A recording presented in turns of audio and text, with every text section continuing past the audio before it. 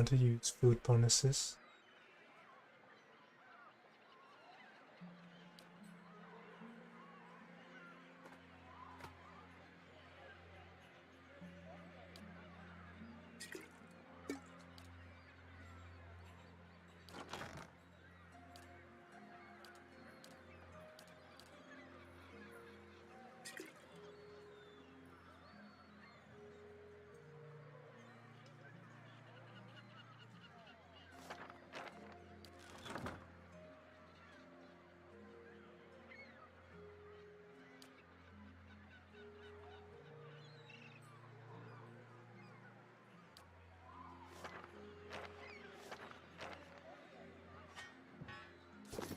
Hey.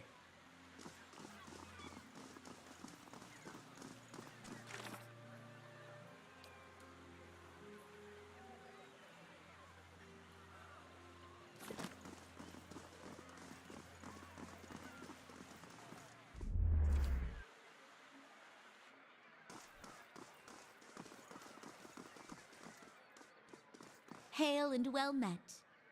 A woman stands in the shade of the garden, muttering to herself. She's fixated on the pages of a large, well-worn tome, seemingly oblivious to the blooming flowers and the cool, fragrant breeze.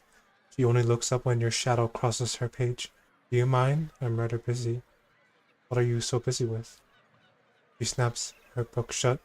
I'm studying soul attachment. We all know that souls move into people at birth and out of them at death, but we still have a lot of questions about what makes them stick, so to speak. What do you mean about making them stick? She brushes a stray lock from her forehead. Souls power bodies and give their tissues life, but only when they're firmly attached. It's separation that leads to a whole spat of soul-related ailments, including the hollowborn. But if we understood how to reattach souls, we could end Wadewynn's legacy, maybe even conquer death.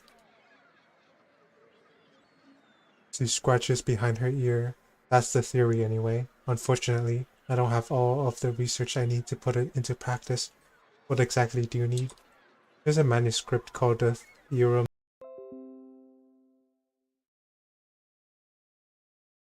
Hello, are we back?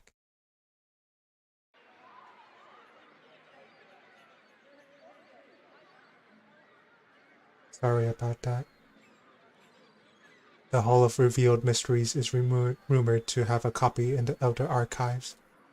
Pangram's work is considered to be one of the more daring animancy texts, not something generally circulated among novices, nor easy to get a hold of. I wonder if we might have a peek at it. The theorems could advance my research by leaps and bounds, but Grimda, the High Archivist, worships whale, which means she has some paradoxical views on sharing and restricting knowledge. And since she's not exactly a proponent of animancy, she tends to restrict the kinds of information that would be useful to me. Well, it's her decision. That's what all of her scriveners say. She sighs. Look at me spilling my troubles. It's kind of you to listen, but I should really get back to my work.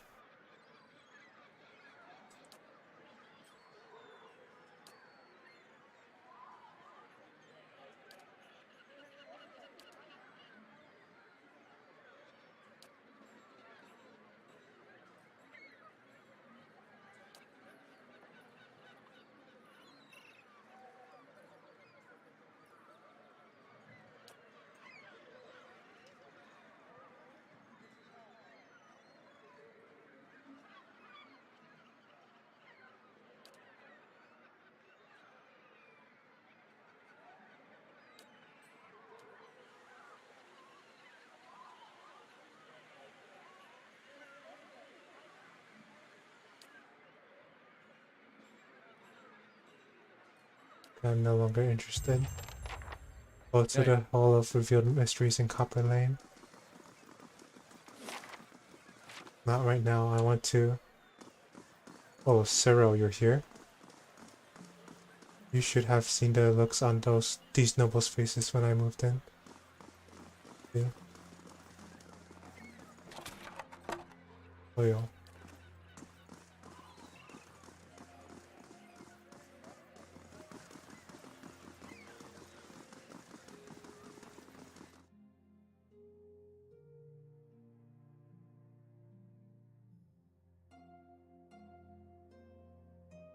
Oops, wrong location.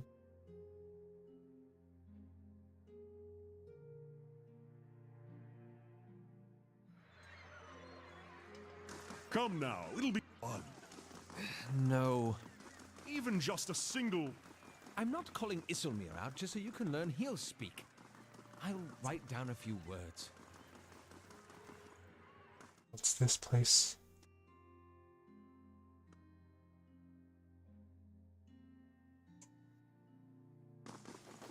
I don't think I've been here.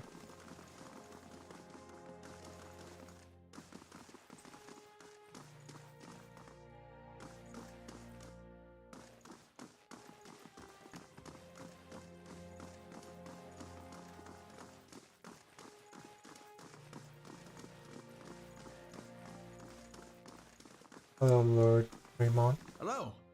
Lord Raymond holds a shipping manifest in his well-manicured hands.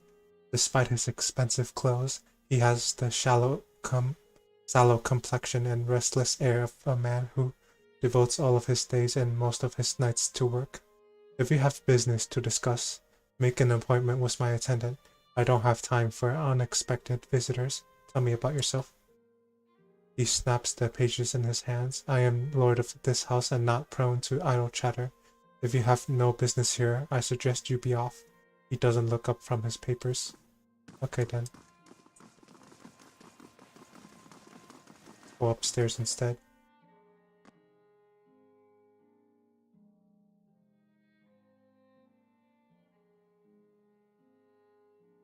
The old serving woman regards you with bleary eyes, begging your pardon, but I'm afraid I have to ask you to return downstairs.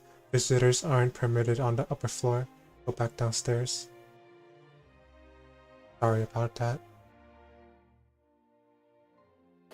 Let's not make any trouble.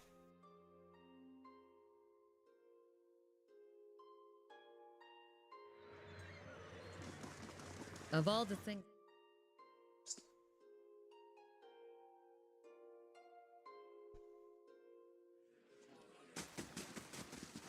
Oh, how's my stronghold doing? I'll shoot use an attack.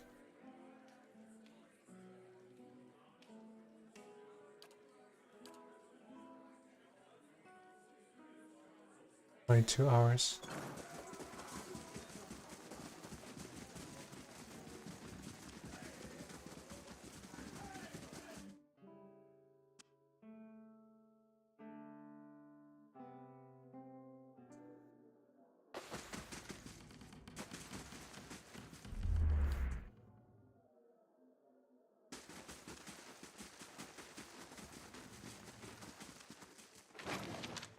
Money.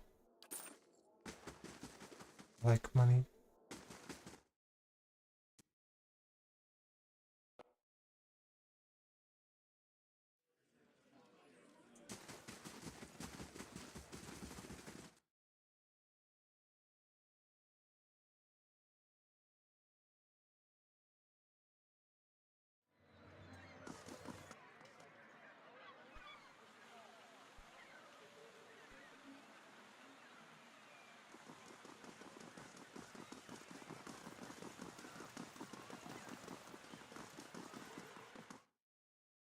I need a refresher on the quest.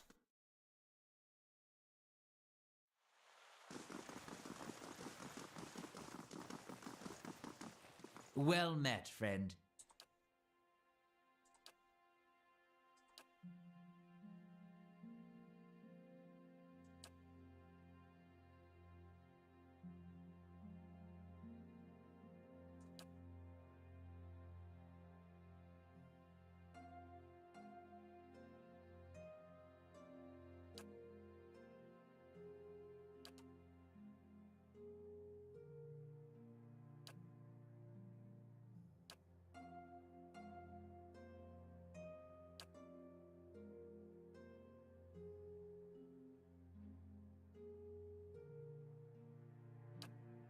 Oh gosh, I don't know who to talk to.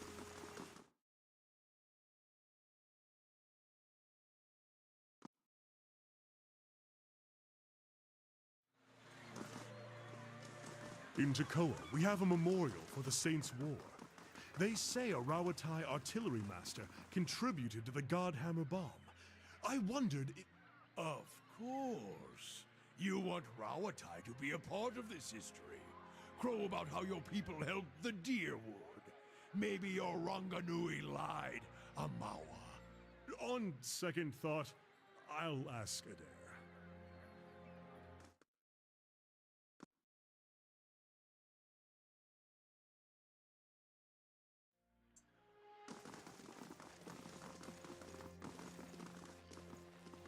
Oh, nope.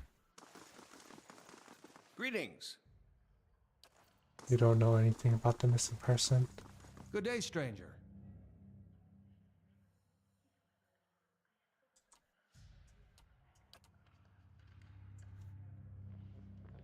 Oh, he was giving a lecture here.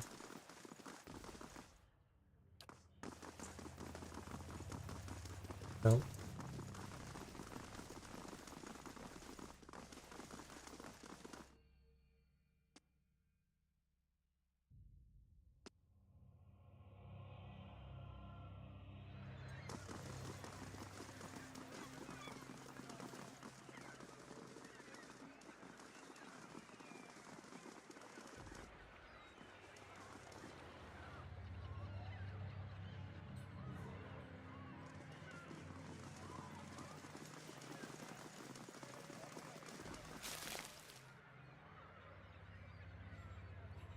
The mortared stone wall is sheltered by the what? Eaves?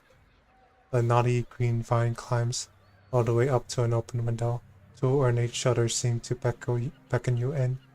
Test the vines.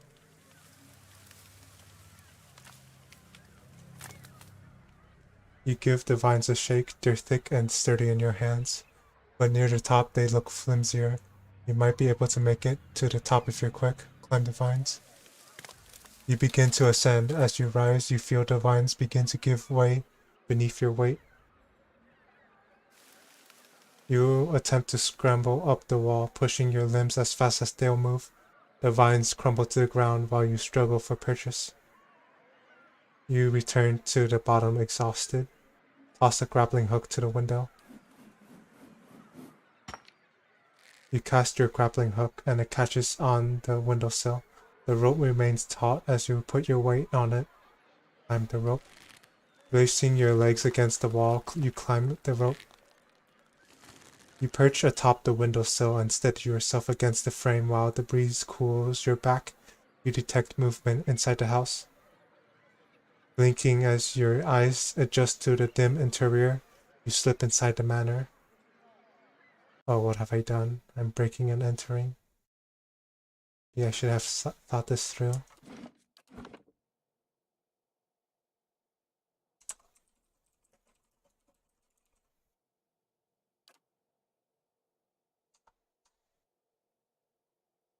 Oh, free loot.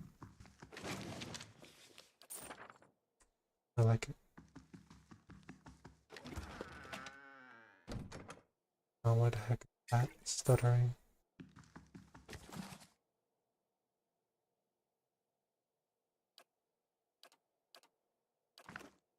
Nice and quiet. Very quiet. Stealth mission. You might find this interesting. Very interesting.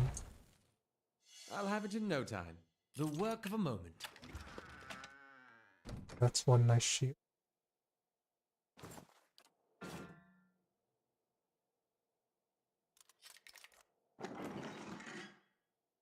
Heart of White March.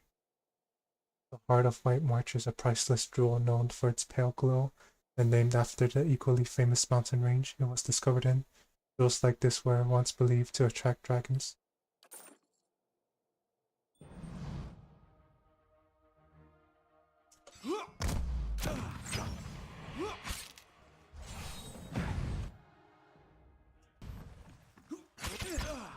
Why are you attacking my party member?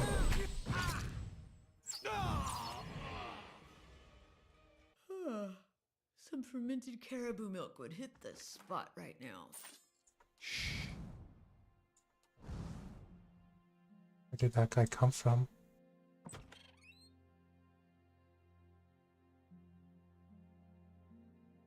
Run. Hey.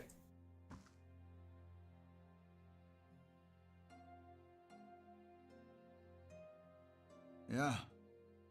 I'm here. Who has the best stealth? Pagani. Ready, Watcher.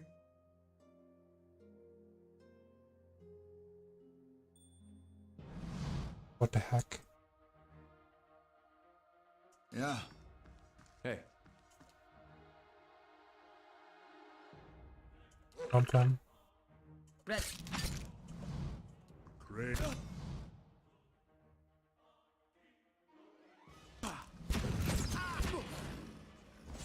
I'm sorry. I know this is a crime, but Hey. I shall be discreet. Ready, Watcher.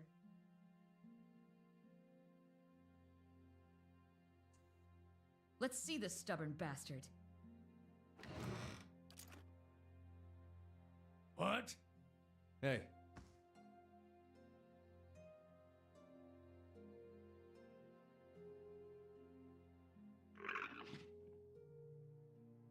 How may I help? I'll have it in no time. The work of a moment.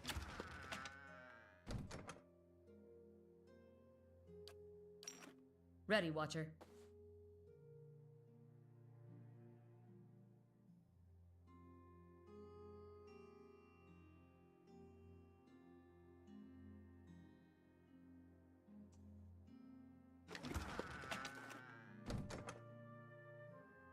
oh, so I'm just here to rob Hey. the house, huh?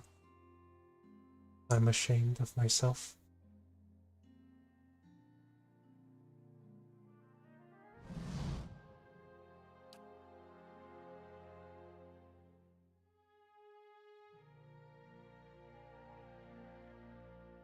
I thought I could find the kidnapped Hey. person in there. Instead, I just looted the place like a common criminal. I'm evil.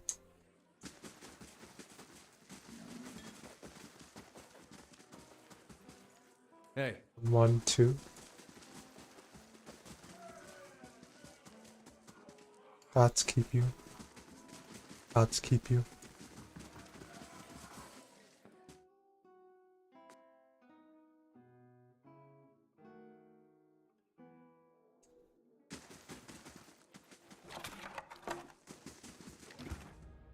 Oh, oops. I did not mean to steal that. I'm the safe scum.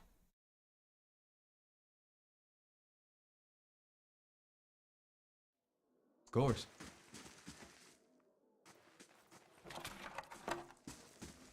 Oh, what is this thing? Gold rod shoe. Hey. They attacked me over drugs. I guess that's pretty reasonable.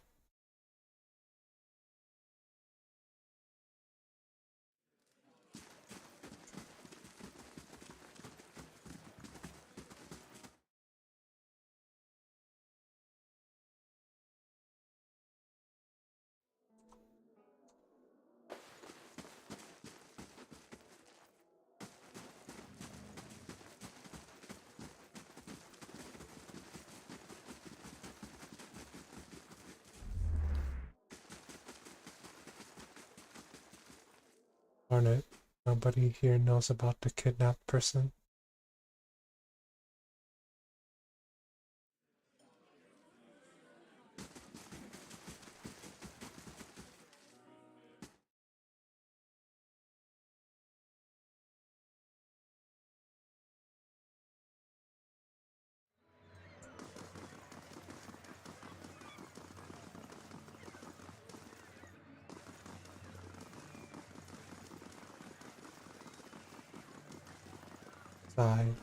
I give up.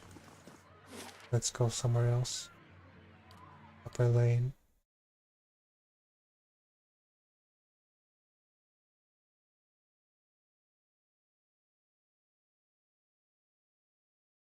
Perhaps a little rest is in order. Minor fatigue. Why would you be fatigued?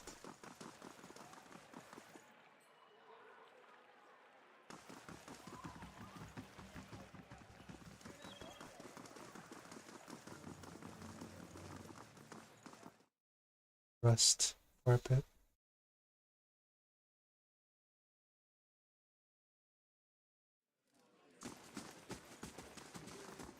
Hail, traveler.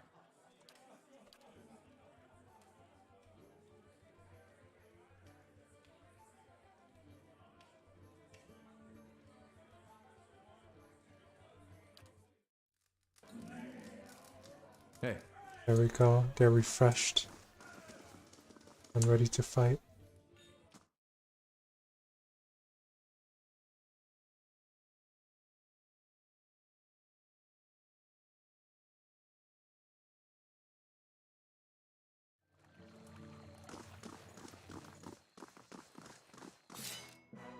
What the heck? Who are you people?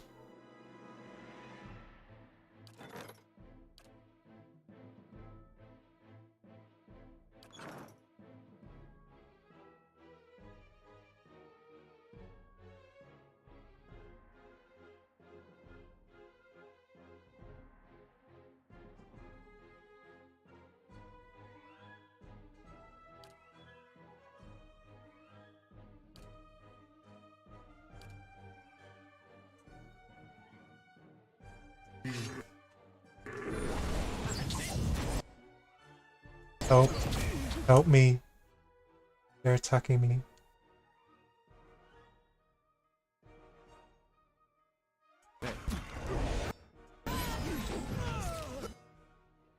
Knock this fool down. Alright, everyone fall back. Why are you just ignoring the fight?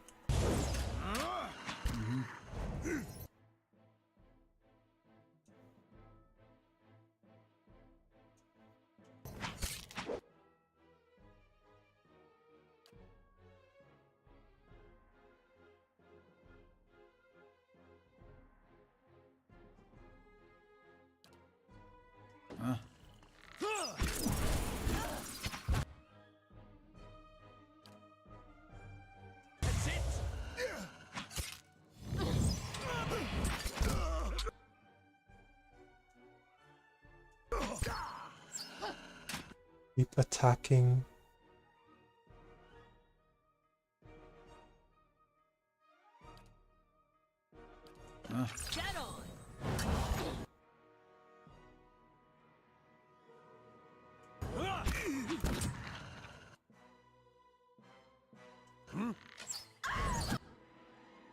That's what you get.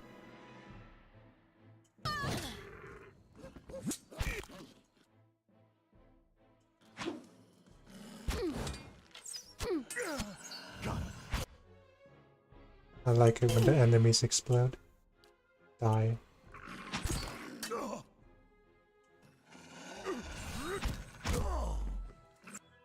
Knock them dead.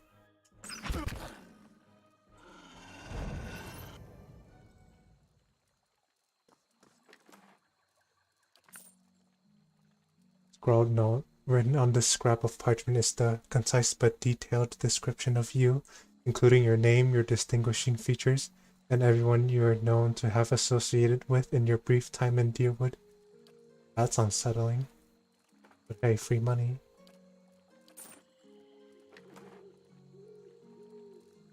Another scrolled note.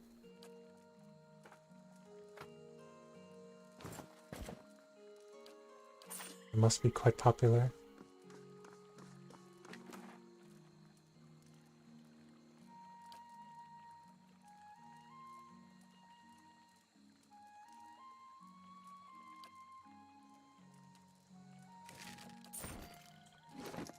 Wait, what weapon am I using? Yes. 1422. Yeah, this my current weapon is much stronger.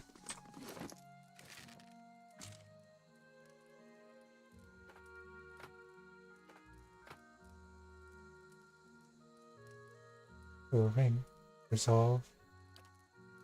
Who has the lowest resolve? Oh, your resolve is 19? Dang.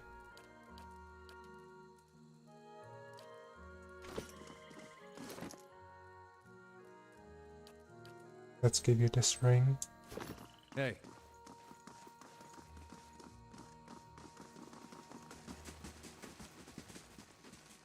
Well met, friend.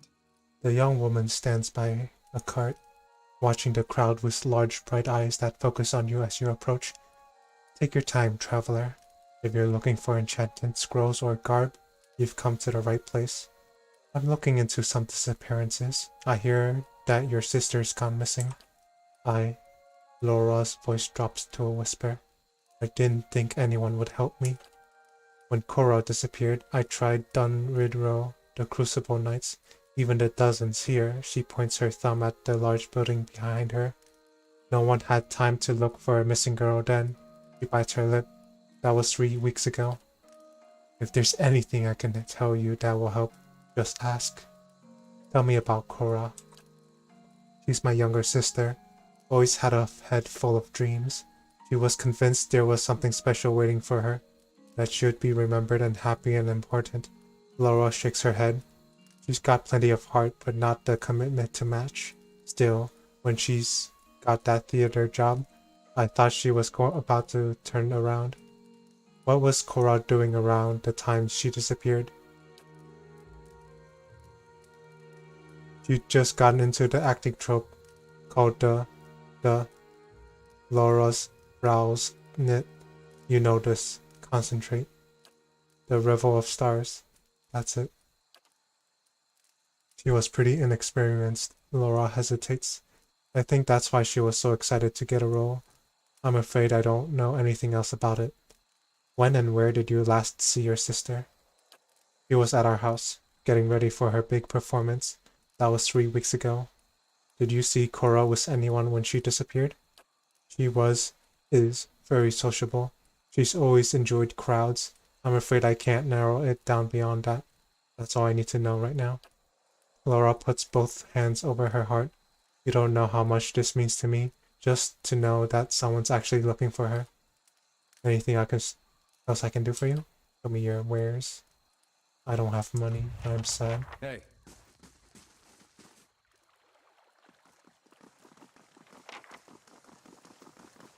You're still here. Someone should clean up those bodies.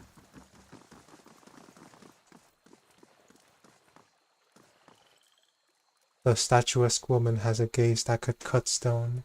She turns her chiseled cheekbones to the sky and favors you with a look of acknowledgement. Her eyes shimmer under silvered eyeshadow and a razor-precise line of kohl. Before you speak, she throws her hand up in dramatic fashion. Greetings. Autographs after the performance, please. Great art requires great concentration, and greatness is expected from the Revel of Stars. I was wondering if a woman named Cora was part of your group. I can't say I recognize the name. She suddenly seems focused on the length of her fingernails. That's odd. Her sister said she was part of the Revel of Stars. Maybe, but what should I know about it? My work requires great focus and attention. She flicks her fingertips in frustration. I don't have time to coach every young amateur who joins our troupe for a week. I suppose I can spare a moment for a fan. What do you do? I don't care. What is the Revel of Stars? We are the finest theater troupe in the city. We believe that the best art is immersive and true to life. He looks at the amphitheater with a rapturous expression.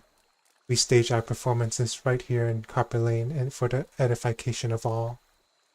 Does the Revel of Stars take in many new members?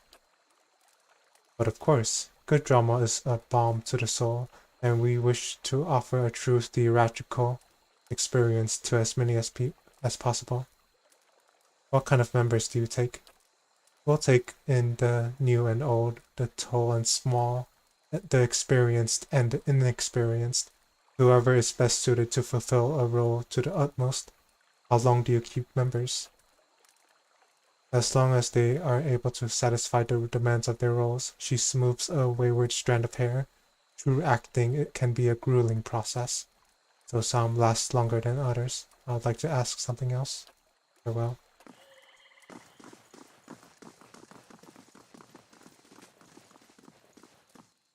Sorry, I can't talk right now. Oh darn, that doesn't really give me much of a clue.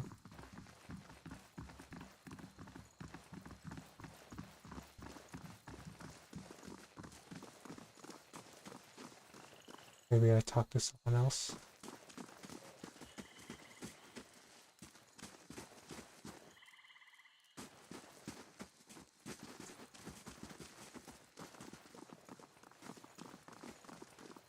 Darn it. No one knows. I should get back to her. Laura.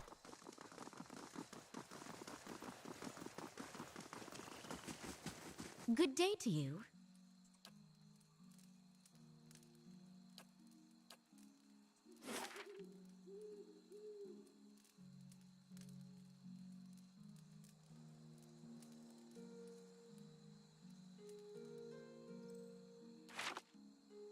Yeah. I have no idea how to proceed.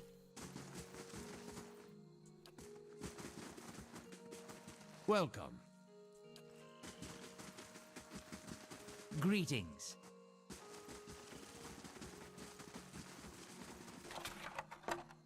Please. What's this place?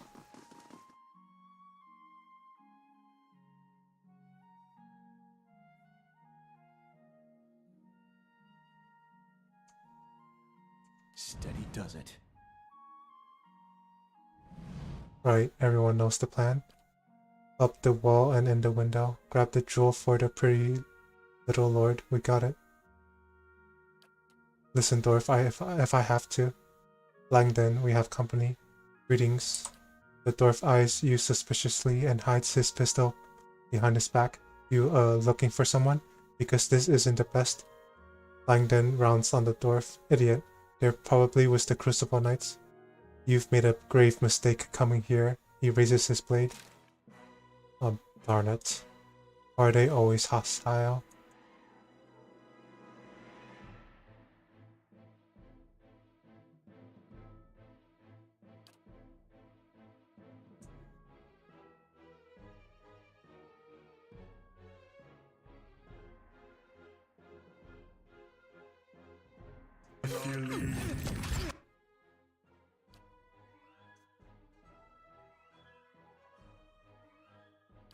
Condemn these people.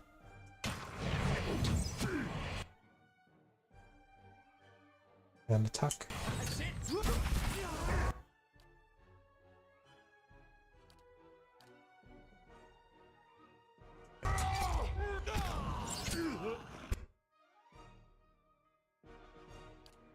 Knock down this guy. Oh, that was brutal.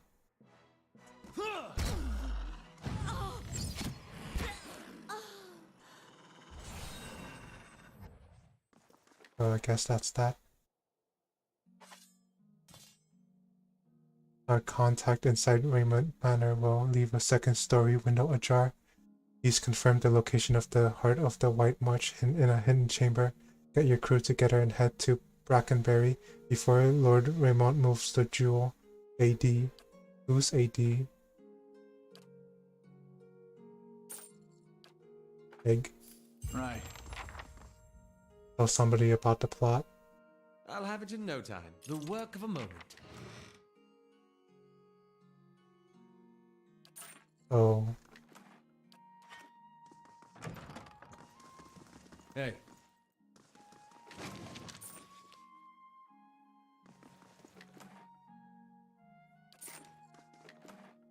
Hey.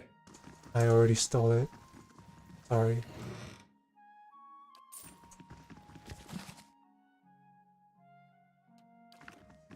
That's unusual.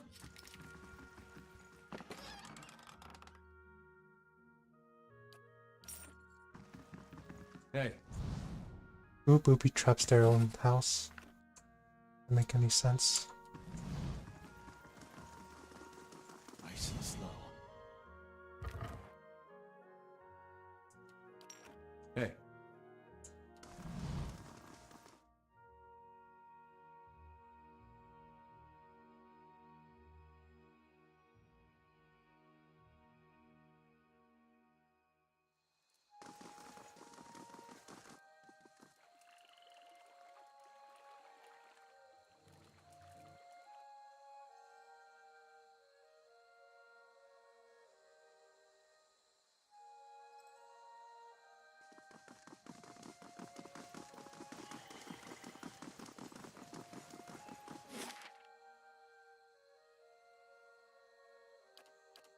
I should probably tell the Lord that somebody plans to steal the gem.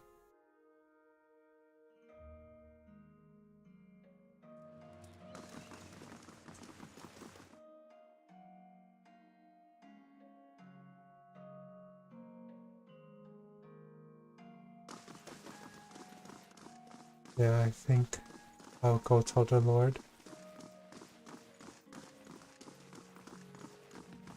Hail, traveler. He sighs and shuffles a stack of papers. You again? Good letter. I've uncovered a plot to rob you.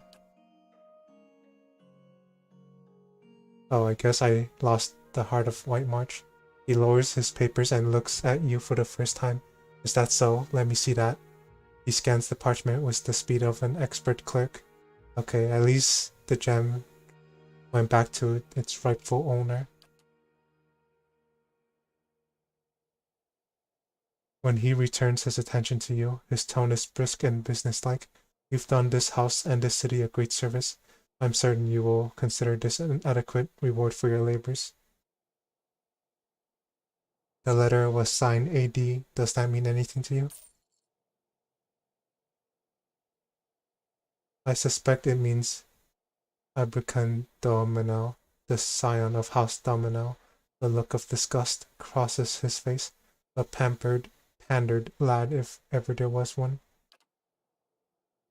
He's ruthless, and I'll give him that much. Unfortunately, he doesn't have the wits to match his appetites. Tell me about House Domino. They were once an eminent and admired house. Now they're just a den of thieves. Back in the Deerwood's colonial days, the Dominos were respected members of the ducal court, which is why it was so surprising that they remained loyal to Adir during Hadrit's rebellion. When Hadrit and the Deerwood won independence, the Dominos lost their favor but not their wealth. Rather than return to Adir like other loyalist houses, they dug their heels in here and turned from politics to commerce. He shrugs. In one way of looking at it, they simply partnered with the wrong side. Not that they haven't prospered since in their own way.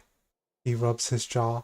Lately, they've been seeking to carve out a new niche for themselves. One right between the Crucible Knights and the Dozens, it seems. What's so important about this gem? The heart of White March is a nearly flawless diamond. It's also the patrimony of the dwarves of White March. It was seized by an Adrian lord in the early days of colonization, and the dwarves hadn't forgotten it. Now the knights and the Dozens are both biting for it to make a peace offering to the dwarves. He shrugs. Whichever party buys it, the dwarves will make useful allies for Defiance Bay. Especially these days. What will you do now? Lord Raymond pinches crisp, sharp creases into the note. Eliminate the competition. Farewell. Hey.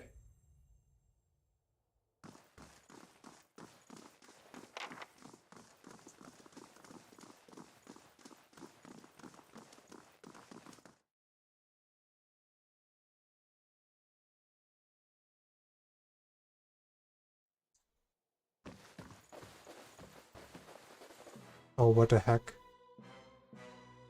Grave thou thief, Why are you hostile? Hey. Oh well. I shall be quiet as a calm I mean, sea. no, that guy was an Which is innocent person. Not very quiet. Why did I have to kill him? I'll see what I can find.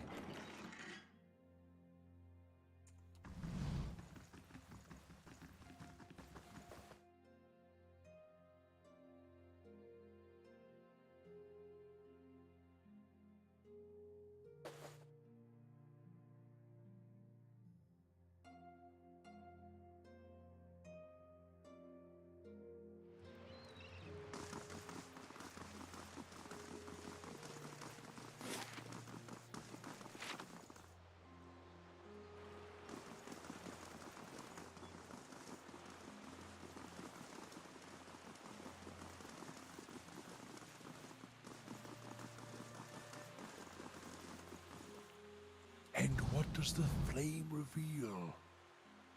This dwarven woman is dressed and perfumed like a member of the nobility, but her sun-reddened skin and sweat-stained outfits suggest that she's been out here for quite some time. Afraid I don't have time just now.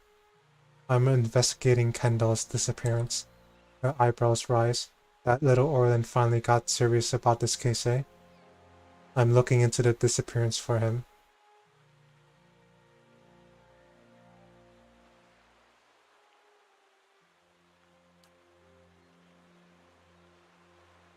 Gus snorts. What, is that little whelp too good for a case like this? Dunrid Row is strapped for resources at the moment, so Kuron sent me. Well, I'm glad someone's on it, she rolls her eyes. Anyway, I'll tell you whatever I can. What do you need to know? Tell me about Kendall. What's to tell? He was a pretty young lad, not the brightest of the bunch, but always pleasant company. How do you know Kendall? Gus smirks. We met up from time to time over the past few months. It was just a fling, really, wasn't going to last. She picks at the corner of her sleeves and looks away. He was a little fool, but a sweet little fool. What was Kendall doing before he disappeared? He laughs sadly. The worst blazing rendition of the general's speech from the Widow of the Wood that I've ever heard. She shakes her head. I love that fellow, but he was a tragic failure. Yet somehow he managed to get in with an acting troupe. When and where did you last speak to Kendall? A week ago. He came back to my house for a bit of fun. Afterwards, we fell asleep, and when I woke up he was gone. No note, nothing. Have you noticed anything different about Kendall lately? He started to hang out with a bunch of actors. Seemed alright, except for that woman. She scowls. That woman with her long, willowy legs and slender arms. Always came around wearing these low-cut dresses and impossible shoes. What was her name? Her expression hardens. I don't know. I never cared to learn it. She uncrosses her arms and lets them slowly fall to her sides. I didn't realize it might be important. That's all the questions I have right now. If you think of any more, you know where I'll be. That lady is getting more suspicious by the moment. On to the next crime scene.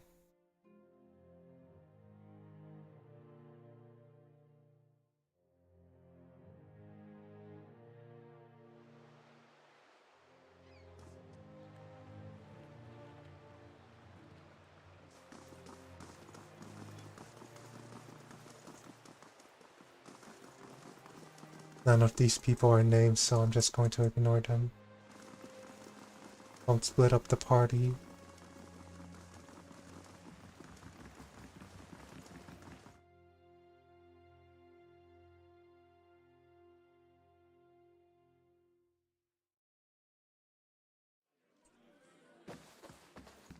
Hail and well met. No. She doesn't know anything. Welcome. She doesn't know anything either.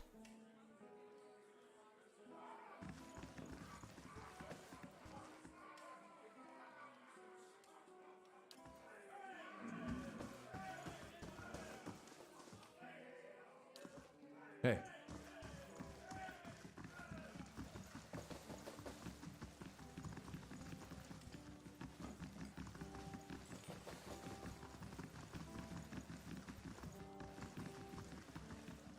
Greetings.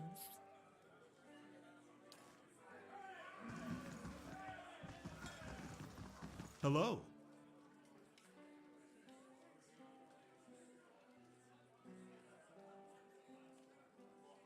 A club. The club for refined and prestigious gentlemen. He prods your shoulder. Wait, if you don't know about the club, you must be. He heaves and catching at his chest. After several precarious seconds, he recovers. Where was I? Oh, you must be here about the ring. The ring. He shoves it into your hand. Have to have that to get into the lounge, he hiccups. They don't let just anyone in, you know. He wipes a hand on his shredded robe. It's the most exclusive club in Defiance Bay. He slaps you on the back, and whatever you do, don't tell them you're new, or he turns away, overcome by a fit of dry heaving. Oh, that's strange. I'll just keep it on me, just in case.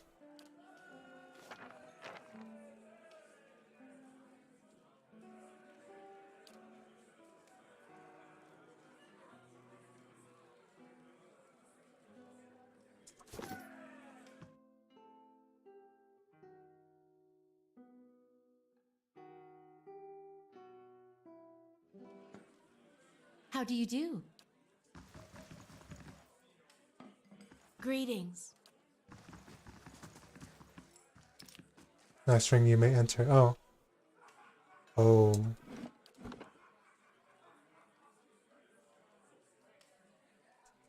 Prestigious club. Alright.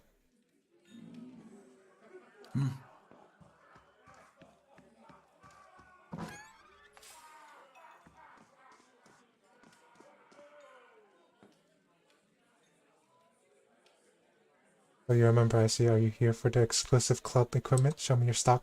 I've been collecting the finest equipment for over a decade. I guarantee you won't find a superior collection. Why is it everything so expensive? I give up.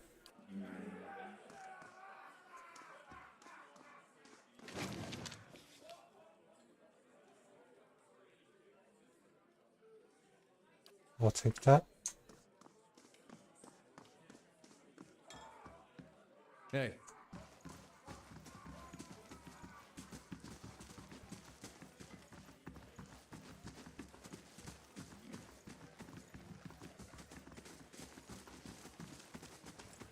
Aldwin, what are you doing here? The elf's long hair frames high cheekbones and a long, slender nose. It's not every day that the club gets such a breath of fresh air. With Cyril gone, the salty mask needed someone else on top, so here I am. I'll be going. Hey. Oh. Seems like nobody knows about the missing person. I guess I'll just have to search around.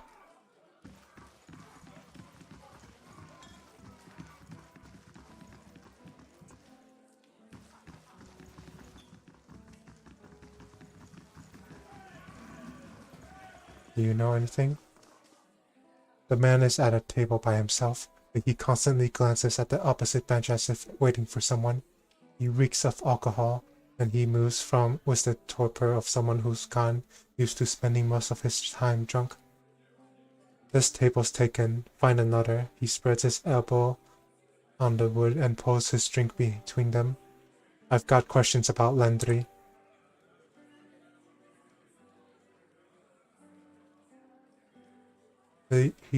His face twists into a confused scowl. What's it to you? Landry was your friend. The least you can do is answer a few questions. All you eyes you warily. Yeah, fine. You don't have to get your small clothes in a knot about it. So, what was it you were wanting with Landry? Tell me about Landry. He spent most of his time here drinking with me. Tells you enough, doesn't it? He takes a gulp of his drink and shrugs. He didn't volunteer details, and I didn't ask, but he had a working man's hands and a working man's taste for drink. When and where did you last see Landry? Right here, getting drinks with me. He slaps a spot on the bench, just like we have every night for the last 5 years. I couldn't actually tell you much about him, and I think he preferred it that way. He frowns at the rough wood grain of the table. It's probably why we got on so well. Plenty of things we didn't talk about. Anyway, I remember that night because he said things were finally turning around. He was going to find a steady job, clean up, have another crack at the respectable life. I told him in that case, he could buy the drinks. He traces the rim of his cup. That's when she showed up. Who's this woman you're talking about? A sly smile stretches across his face. A real fancy lady. Name's Lumdala. He taps his head. I don't remember much these days, but I remember her. Usually, you have to pay a month's copper to spend time with a woman like that. But Lumdala, he shakes his head. She was falling all over Landry that night. Left with him too. Where did Landry and Lumdala go? A gruff laugh rattles his throat. She said they were going on to see some frilly performance. If you ask me, they had their own plans to perform that night. He makes an obscene gesture and grins. She just said they had to pick something up at her house in Copper Lane first. Some cozy little place by the northern gate. He picks up his cup. Even a drunk like me knows what that means.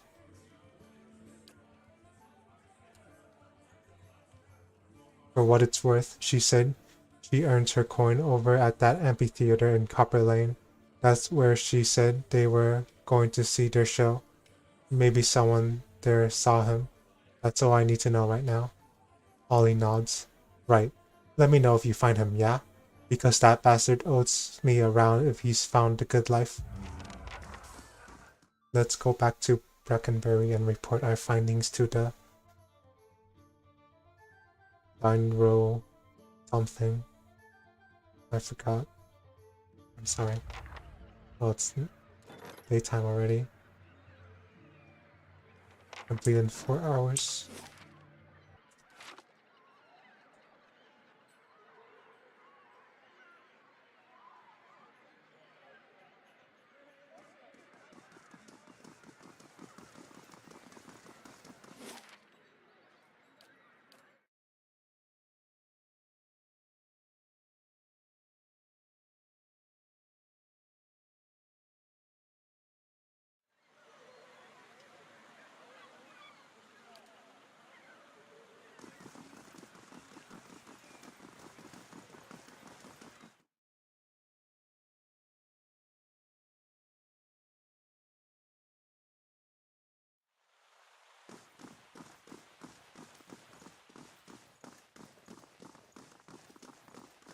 Alright. Welcome. Okay, so we just have to go there ourselves, huh?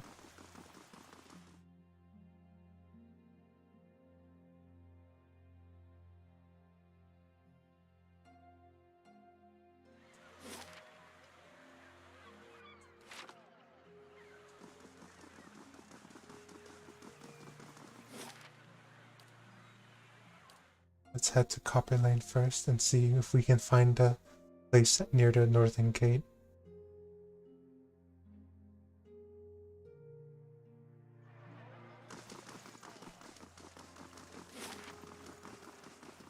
Dala's house. A red-faced young man approaches you. He appears livid and stammers as he speaks. You killed my beloved. This will not stand. Your beloved? What are you talking about? This man's face darkens and he snarls. Dana and I were to be wed. You will pay for your insolence.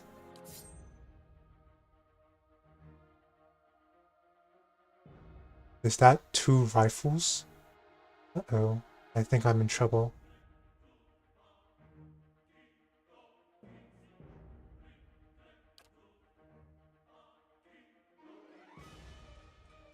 I'm going to die.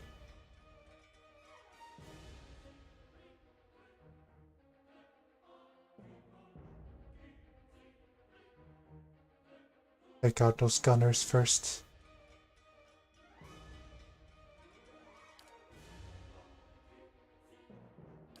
Mark, pray. wounding shot and then regular attack. You just mark prey and then a regular attack. Slow down time.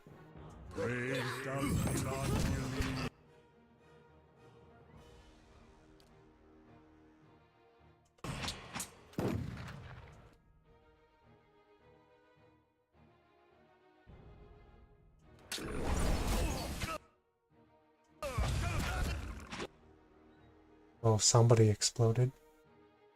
I can see all the gory bits. Oh, Ader, dang you. You're crazy. Oh, this guy died. Knock this guy down.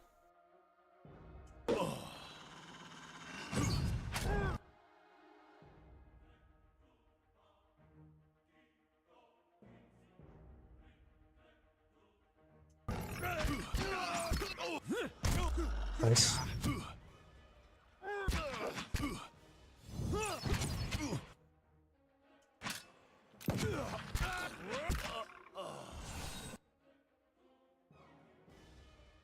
You don't deserve to stand on your feet.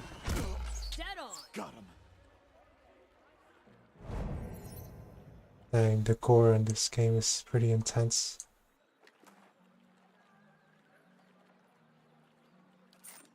Hey. Oh, money.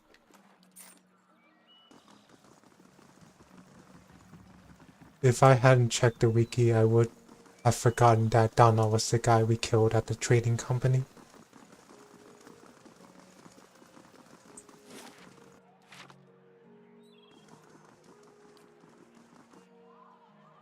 Let's go give our prime suspect a visit before we enter.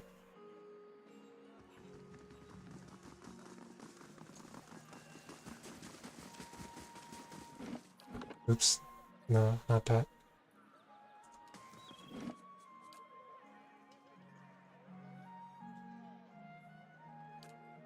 Let me know if the volume's too low. Gods keep you. I'm looking for Kendall. Apparently he joined your group. No experience, terrible actor, sound familiar? She narrows her silvered eyes. I'm not sure who this Kendall is or why you would malign our talent, but rest assured that we have a process for evoking a satisfying performance from even the most inexperienced players. I suppose I can spare a moment for a fan. Ollie said his friend Landry was last seen with you. Lumdala lets out a big laugh. That drunk in Andra's gift. Men flatter themselves when it comes to the attention of a beautiful woman. The Palid Knight herself could waltz into that bar, and he'd believe she was there to sit on his lap and listen to baldy stories.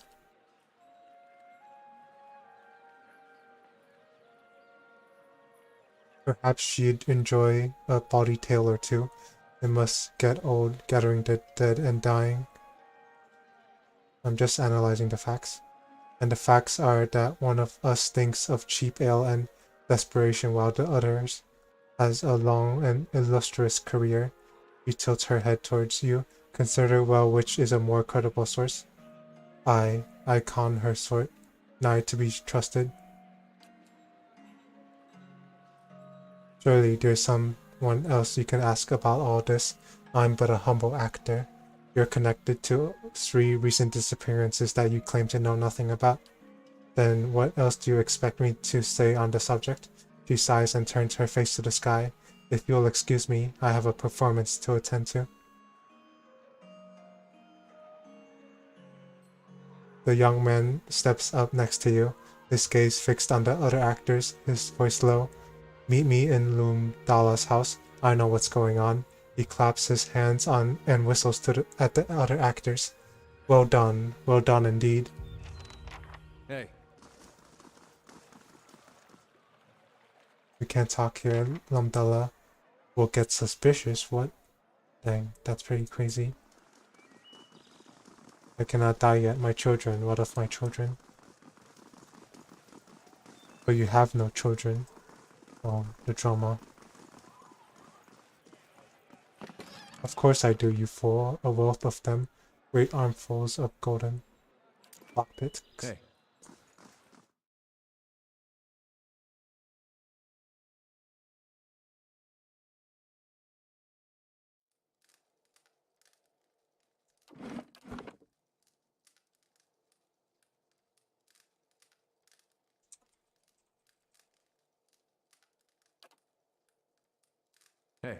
Nice and slow.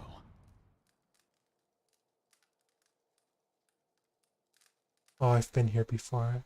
I just didn't notice anything wrong here. A young man appears before you, trembling and excited. You, I saw you with Lamdala by the amphitheater. Look, I don't know what your business with her is, but I want out of this mess. I just came by to grab my things. Just let me leave, alright? Take a breath and calm down. Tell me what's going on so I can help.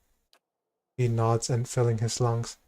Thank you, but there's not much time. Lamdala's out to get me and I need to get out of here. Maybe out of the city. Adal reaches slowly into a satchel and produces a small key. This opens the door behind you. There's a passage in there leading down to a theater. He shudders. It's easier if you see it for yourself. He licks his lips. Since I've helped you, I want your promise that you'll leave my name out of this.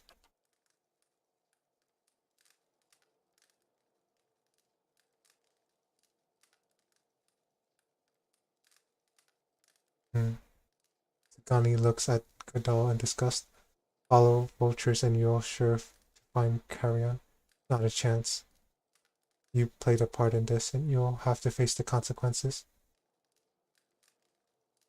It's not that simple.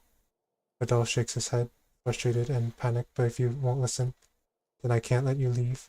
The young man reaches down with a shaking hand for a dagger on his belt. You really don't want to do this.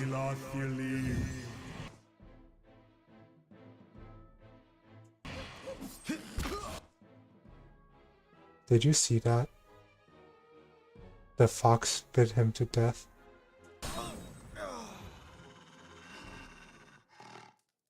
Dang. You're scary. You deserve head pats. Itomak. Hey.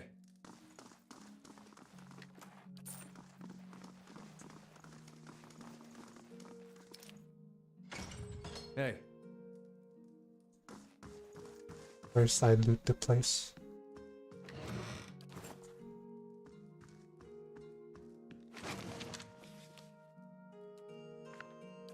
Margaret's fire casts light in dark places. I'll have it in no time. The work of a moment. Fruit. Oh no, it's a coin pile.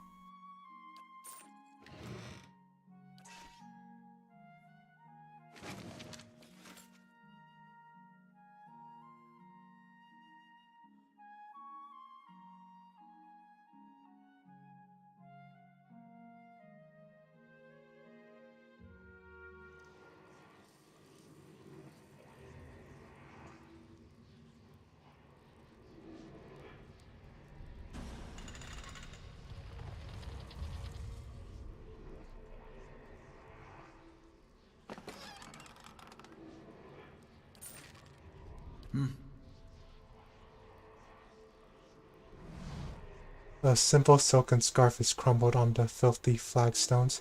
Essence radiates from it like heat, and the closer you get to it, the more you feel a confusing mixture of joy, surprise, and pain. Pick up the scarf. You hold the scarf and focus on it, and the world around you shifts. Something about you shifts too. The smooth fabric is still in your hands, but you're in a small yet cozy house, and Laura is looking from the scarf back to you, asking if you like it.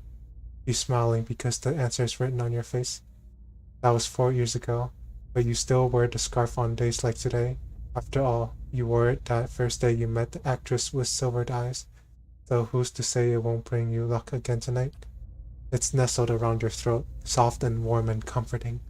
You're halfway through the third act, and you can feel the audience's eyes on you, hungry and attentive. You were nervous at first when that woman brought you down here. You wondered what kind of show you'd signed up for, but this has gone better than you could have hoped. You reached the end of your monologue, and the scarf tightens around your neck. It chokes the final line from your throat, which is embarrassing, because your debut was going so well, but when you try to pull the scarf away, it only tightens further. You're confused, and you look to the audience, expecting someone to rush to your rescue. Then you see their eyes, and that hungry, attentive look, and you understand. The stage fades to black. The scarf falls from your hand and flutters to the ground, but Korra's soul lingers, stuck between a familiar token and a question.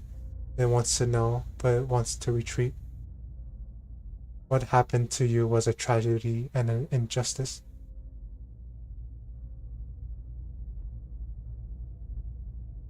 Oh, darn it. You had your sister's love and the courage to follow your dreams. Take comfort in that as you find your way to the next life. The soul glows with warmth before fading back into the fabric of the scarf. I'm so sad. What's going on?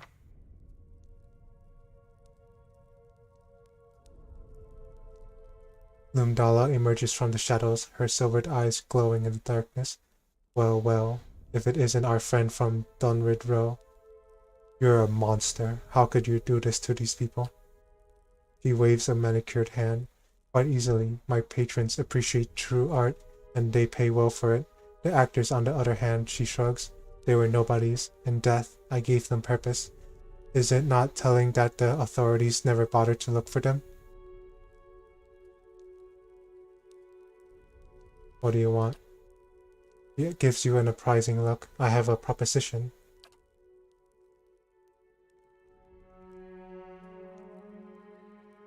If she offers you a role, it better be a lead.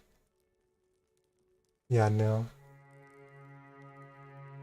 No deals. This ends now.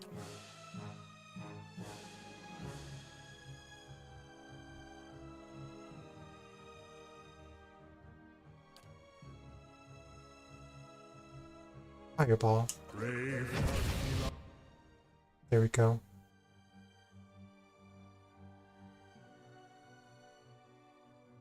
Get off me, you imbecile.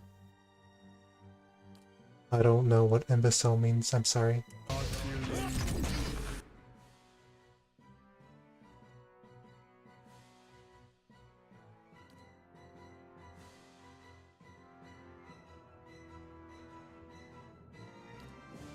Move back.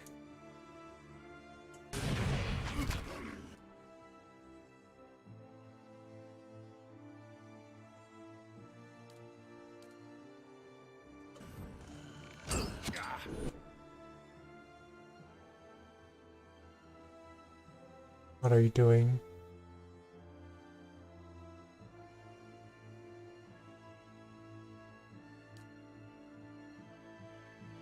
Knock this lady down. You also knock this guy down.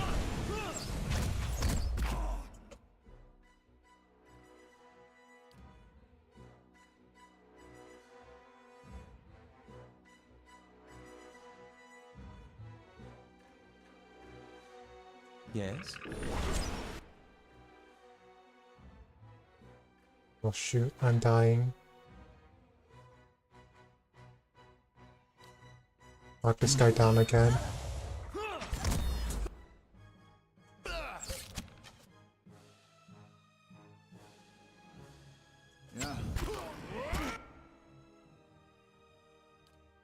Nope. Cut back down.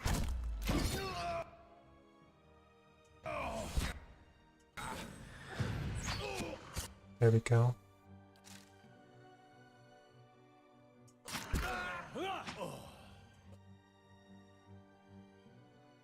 Let's see what happens if I leave Lumdala alive for last. The final act.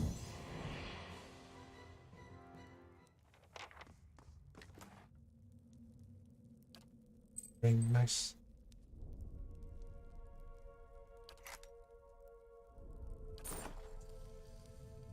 Fine.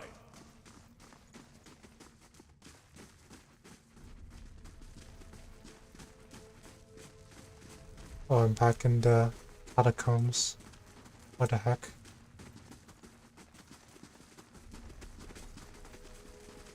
Hey.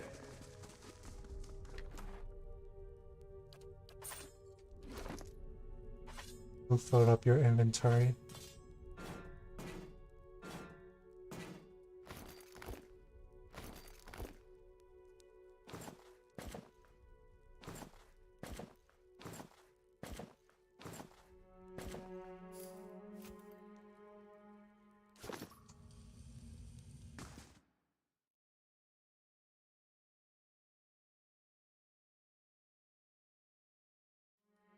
All right, then.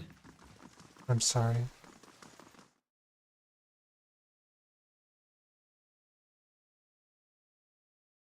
At least let me take the scarf.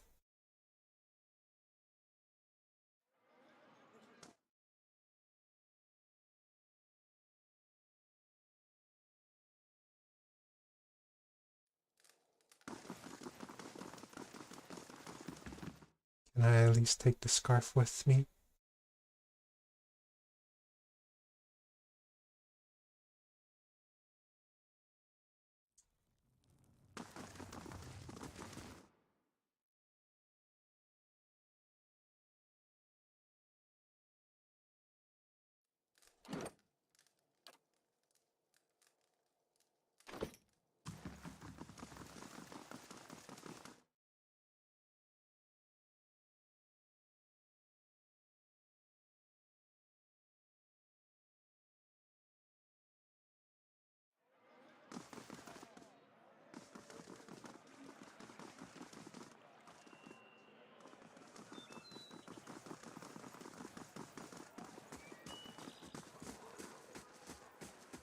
Hail and well met.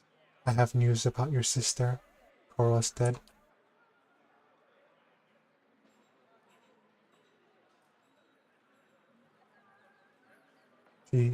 Laura's eyes shimmer with tears.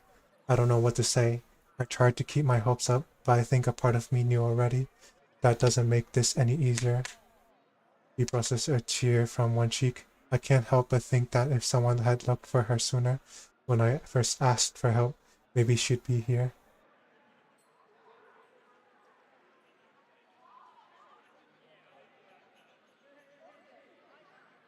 I don't know whether to choose between the first option or the last option.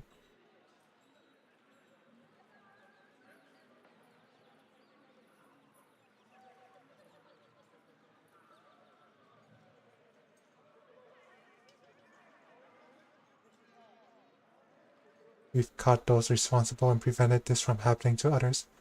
That's what matters now. I don't like this option. Maybe the third option. Nothing could have been done. Don't torture yourself with what ifs. Yes, you're right. She wipes her eyes. I suppose I'll have to make arrangements. Thank you for finding her. I'm so sad. Where's the closest check map point?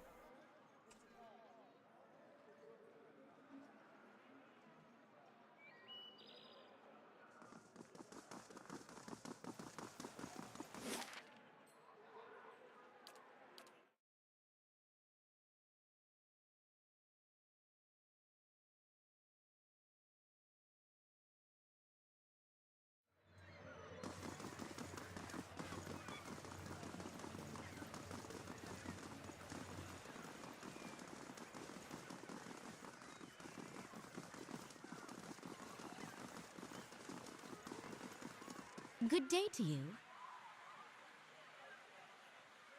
I was hoping I'd see you soon. Found anything yet? I'm afraid I have bad news. Kendall is dead. Carl, that's out of breath.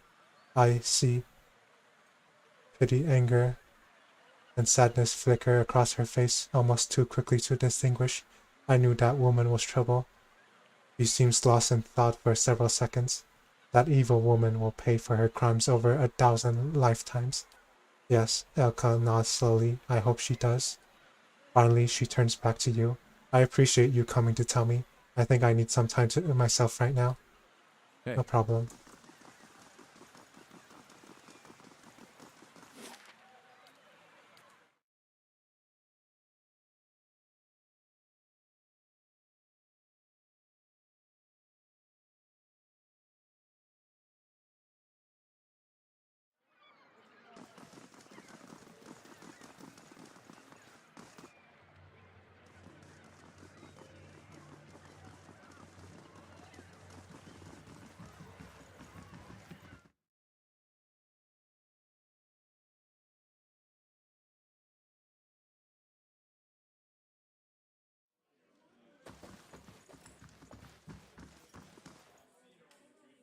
Ollie looks over as you approach.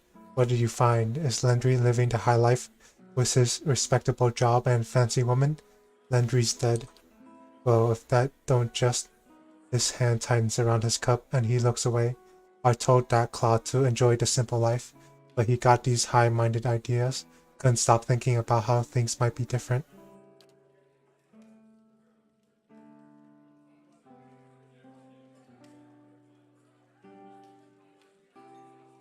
Look, thanks for telling me, I guess. He takes a gulp from his drink. I'm going to need a few more of these.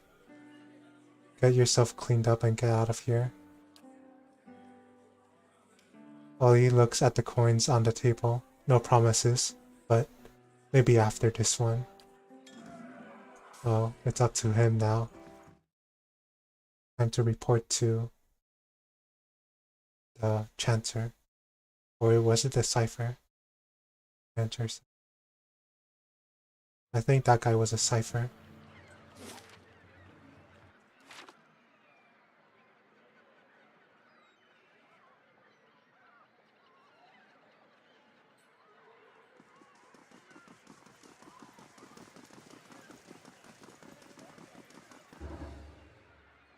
Oh, barracks construction completed.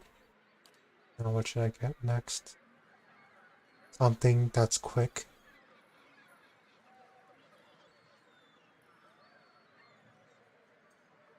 Oh, I should probably get a Bailey.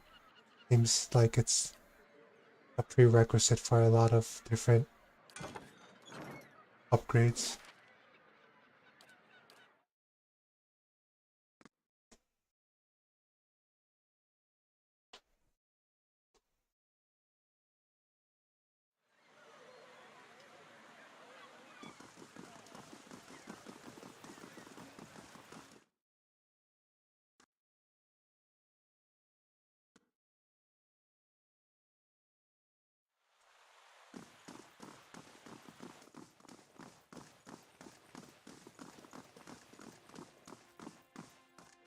Gods keep you.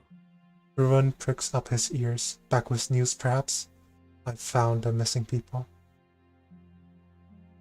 Yes, you've been all over Defiance Bay since last we spoke. This alert eyes search you.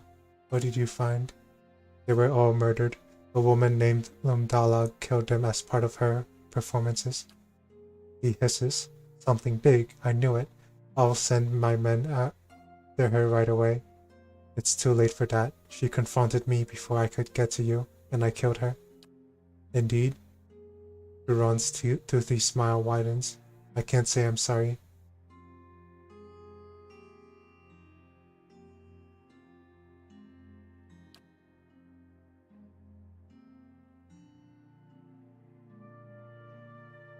You've been a resourceful investigator, and your shrewdness has helped resolve a most troublesome case, and saved many lives, I'm sure. It was worth it to put a stop to these heinous crimes. Duran grins. I appreciate your zeal. Take this as payment for your services. No payment is necessary. His eyes widen. Most generous of you. Dunrid Row will long remember this, as will I. Kuron shakes your hand. And should you decide that lengthy investigations and low pay are your style, there's a place for you at Dunrid Row. Is this person admitting that the salaries here are low? Dang.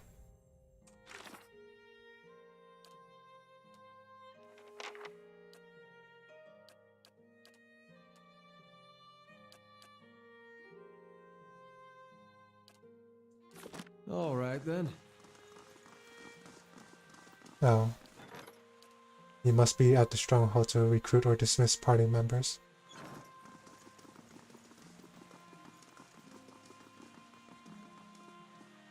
You must gather your party before venturing forth.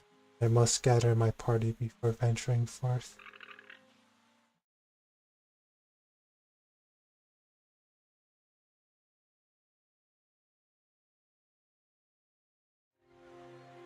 Hey.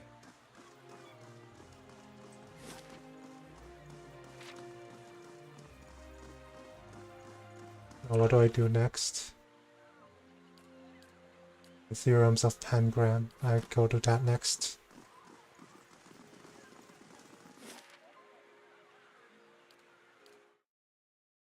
I believe the Sanctuary of Revealed Secrets is in Copper Lane. I think. The Hall of Revealed Mysteries. What the heck is Twin Elms?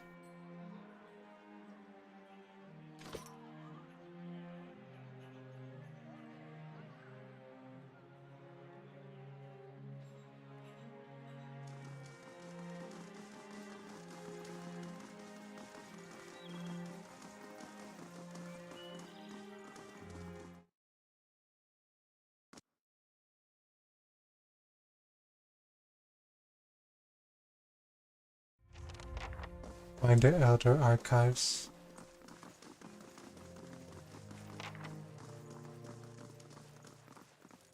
Hello. An animancer named Nedian asked me to retrieve the theorems of Pangram from the Elder Archives.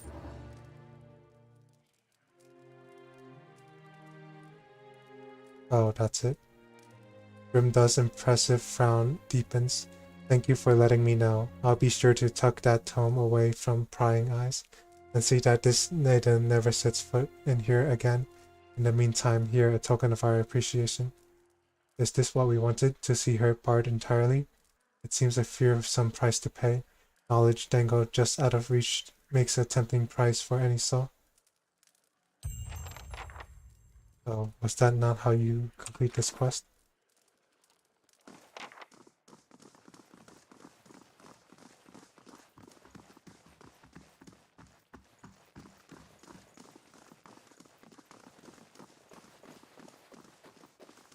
Oops.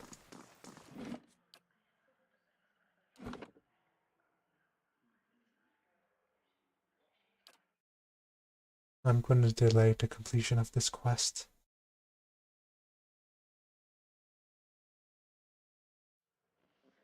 Hey.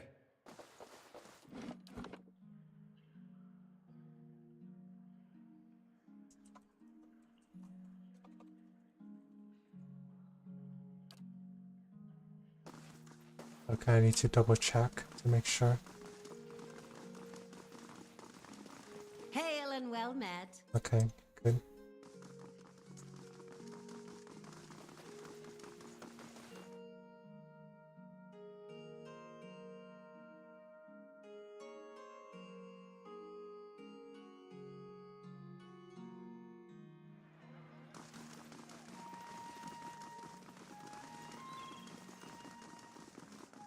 Off to the first fires I go.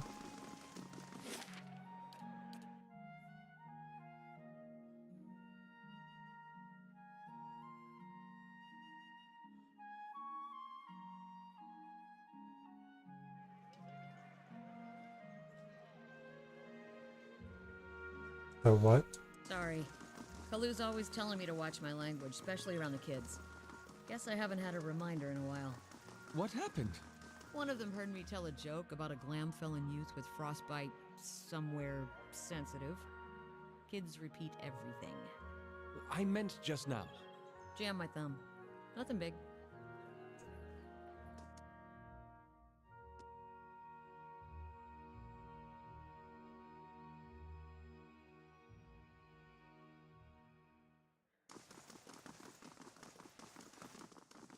Oh no, not here. Oh, it is here, the record keeper. Gods keep you.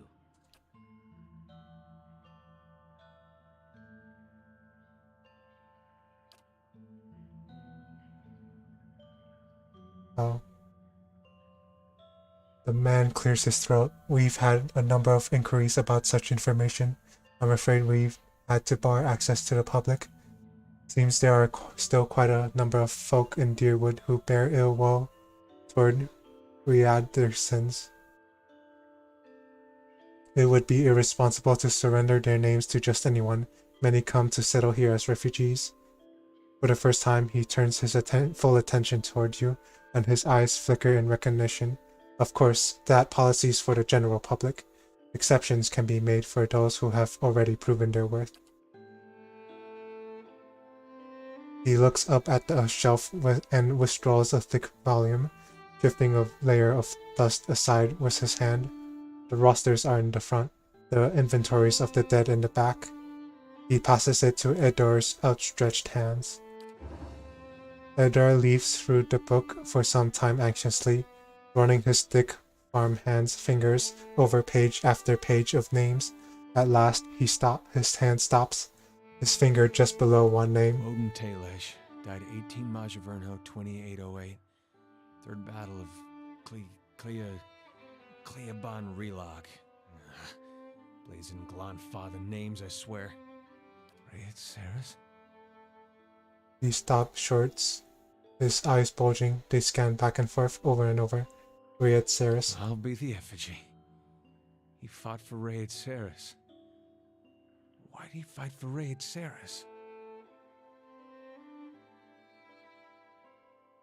I'm sure he had a good reason. I don't know. Neither do I, but he had to have a good reason. That's just who he was. We gotta go there. That battlefield. Clea, the one I said. I don't know how else I'm gonna make sense of all this. I gotta see what he saw. And who knows, maybe his spirit will even be there and you can have one of your weird talks with him. I mean, worth trying, right?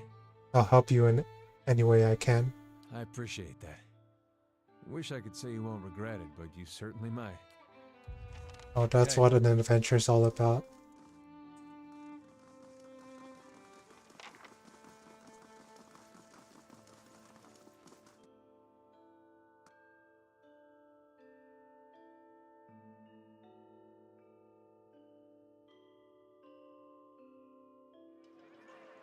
I want to barge into the animancy hearing proceedings.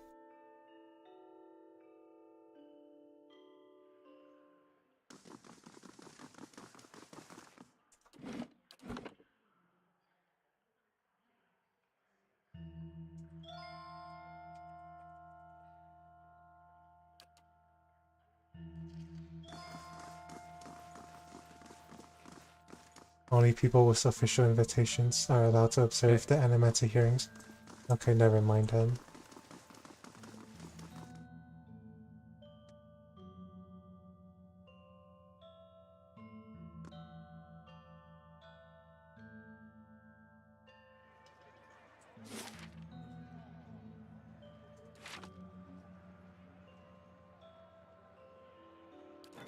What's this alert?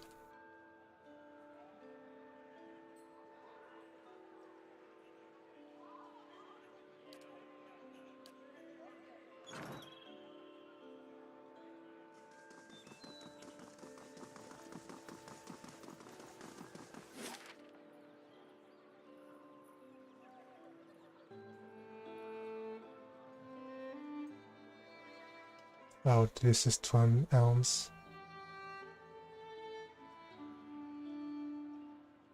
What do I do next? I want to go back to my stronghold.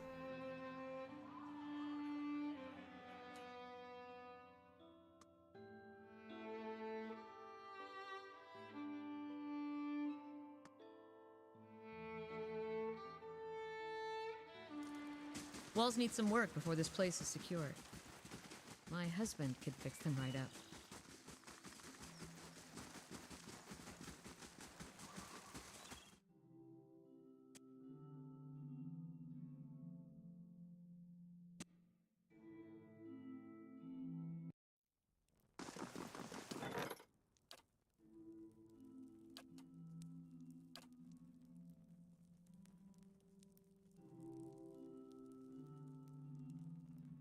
How many can I hire?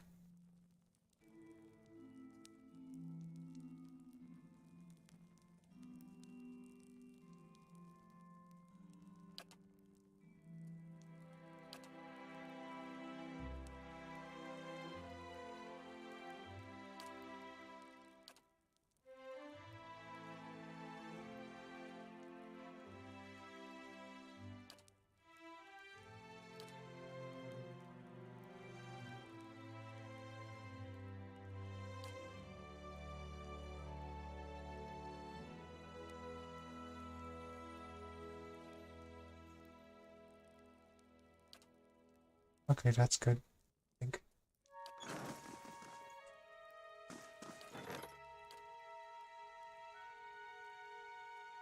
Well, here goes nothing.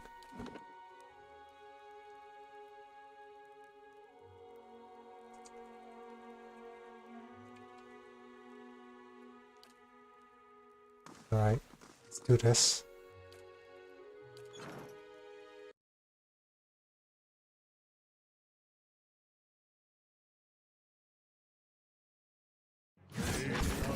Oh shoot.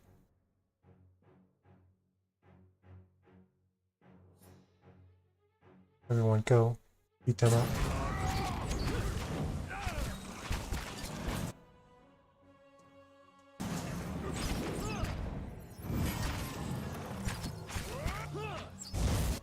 Wait, are my hirelings dying?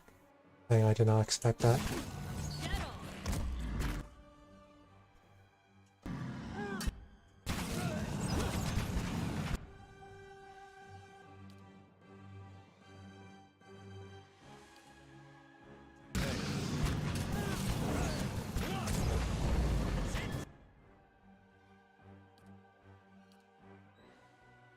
Please destroy those trolls.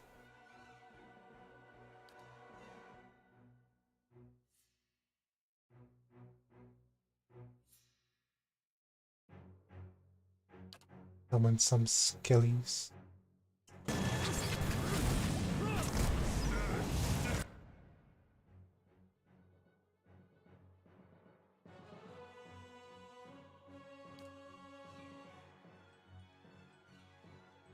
Wrong person. And then attack.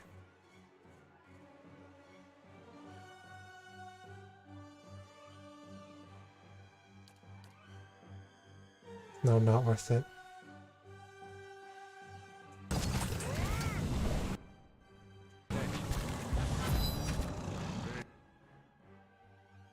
Is my antelope dead?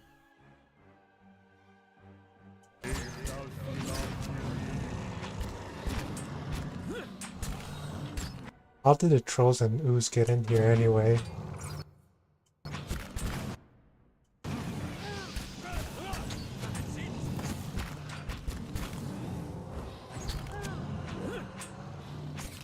Keep shooting.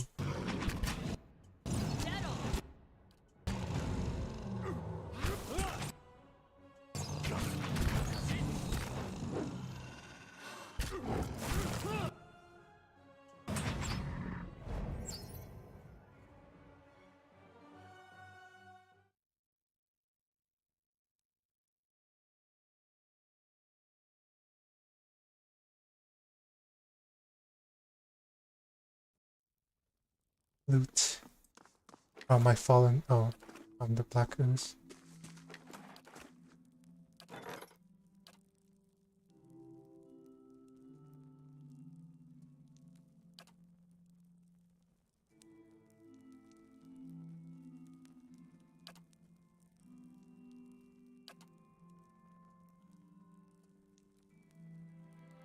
I guess that's that then. Of course.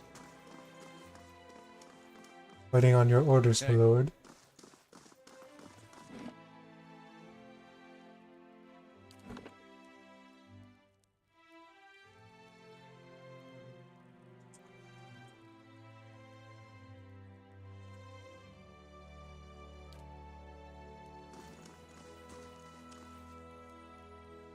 Let's talk about my army.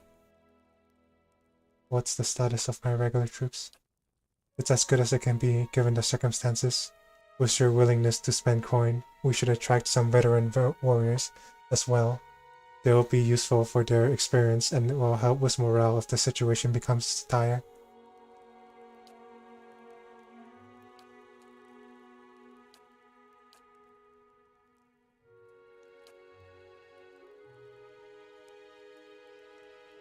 It's time, Marshal. Assemble the army and march to Yenwood field.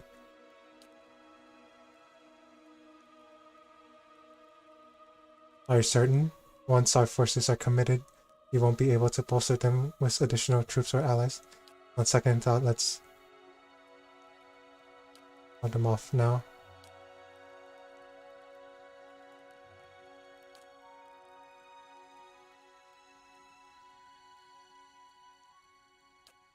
Yeah, let's go find the Riadicans first. Oh, I can loot my stuff. Whispers of Yenwood. Bang.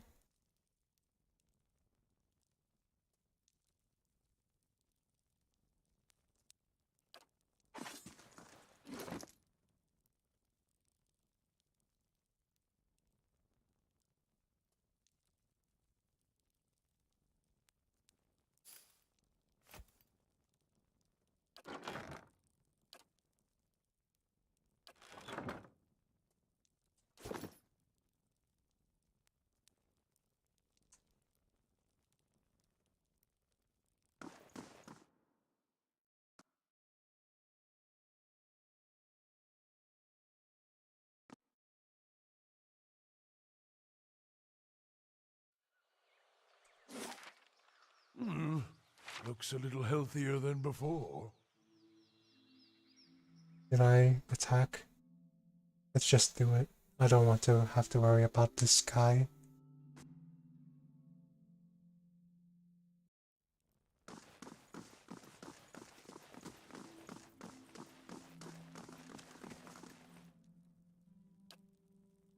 Yes, I'm sure.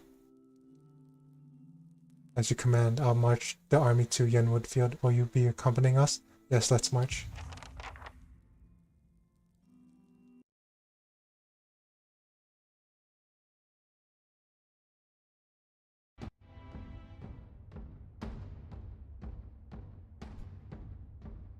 As you crest a small hill overlooking Yenwood Field, Lord Gathman's army is a flurry of activity, scurrying to and fro. Even from this distance, you can hear the drums of war beating their steady cadence, designed to intimidate their foes while organizing the rank and file into battle formations. Marshal Forwyn approaches. You've arrived just in time. Lord Gathman's forces are beginning to move. An attack is imminent. Any idea what Gathman is planning? Marshal Forwyn strokes his chin. His ultimate objective is to face you in battle, and to be seen defeating you. I doubt he is foolish enough to challenge you to single combat, of course. Inspect your forces. Local militia constitute the majority of the army, but veteran soldiers have organized their ranks and walk amongst the young, unseasoned warriors offering advice or the occasional joke. They cheer and striking sword to shield as you pass in thunderous approval of their lord. Sound of horn, Marshal Forwyn. It's time to finish this. Dang, even the drum beat here is making me anxious. Marshal Forwyn begins barking orders and your troops quickly form up. Gathman's army follows suit as Adrian war drums echo across the field.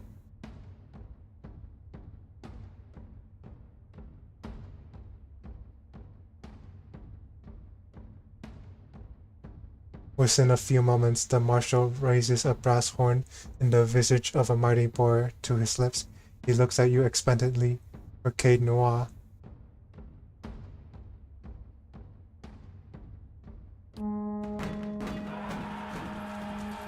Your troops bellow across the field, pounding weapon to shield as the marshal's horn sounds. Dozens of bowstrings twang in unison behind you as your archers unleash a hail of arrows at Gathman's army. The missiles hiss through the air with deadly accuracy, felling scores of enemies. In a bold move, Gathman points his sword towards your position, giving an unheard order. His infantry, shields raised, charge the field. Your infantry charges headlong into the enemy's infantry in the center of the field. The cacophonous sound of metal on metal is nearly deafening as the two forces collide. The fighting is fierce and the screams of the dying numerous. Led by veteran warriors rallied to your cause, the troops fight valiantly and appear to be holding their ground. The battle thus far appears to be a stalemate. Then a group of Adrian battle mages emerges from behind the enemy lines. They begin weaving their hands in unison with arctic precision. Suddenly, waves of arcane fire erupt among your troops. The acrid smell of smoke and burning flesh is nearly overwhelming. From the left flank, a unit of Rautai berserkers clad in plate armor and wielding great swords, begins to collapse the left side of the line. The ground is thick with the dead as they press their advantage. Meanwhile, Leak Walker paladins, dressed in dark armor and carrying sword and shield, stride back and forth behind Gathman's line, rallying his warriors and exhorting them to fight harder. Wait, are these my friendlies or theirs? Are these my troops or the Gathman's troops? As the battle rages, Marshal Fowens looks to your orders. Study the battlefield. Your troops fight bravely and your lines are holding for the moment. Gathman's army is slowly pushing you back and casualties are mounting. Defeat is likely.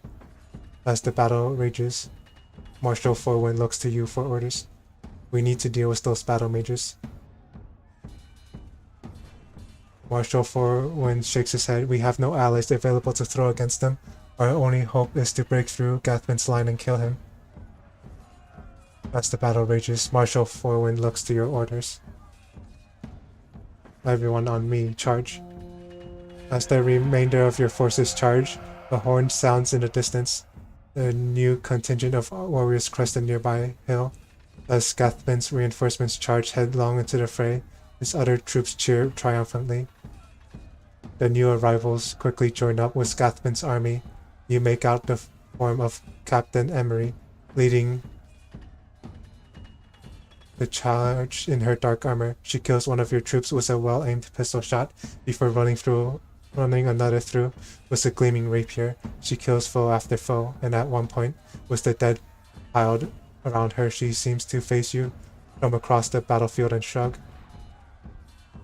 As the battle rages, your forces fight valiantly, pressing ever forward. Casualties on both sides are high, and victory remains elusive for either side. Blaze Char, Lord Gathman strides through the carnage, his elite guard accompanying him. We both knew it must come to this. Come now. It's time I put you down like the dog you are. Salute Gathman with your weapon. Oh gosh. Who's Lord Gathman?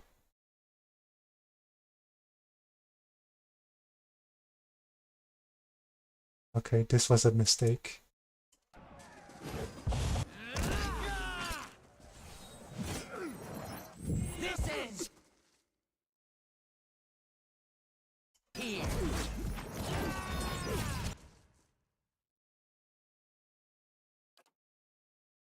Oh, that guy died immediately.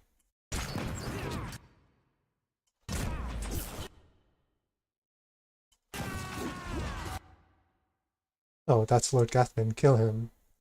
Kill him now.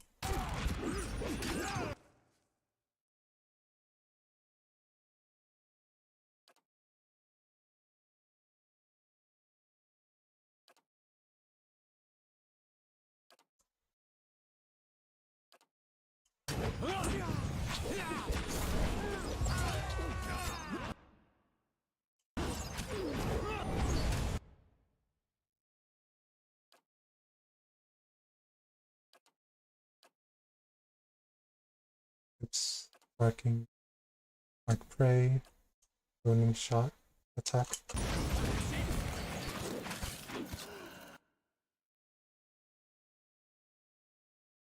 Cast missiles.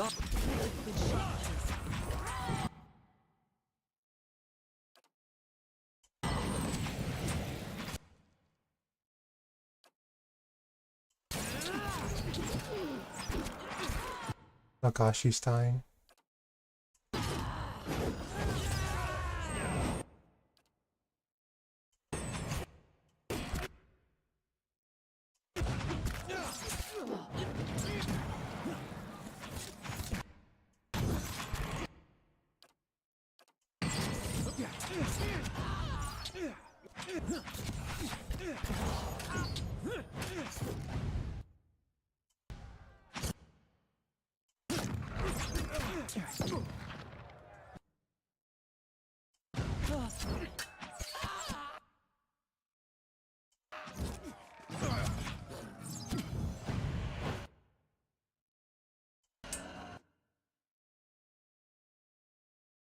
Follow.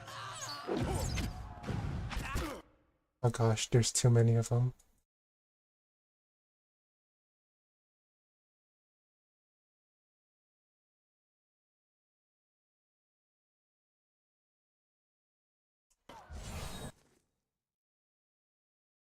Run.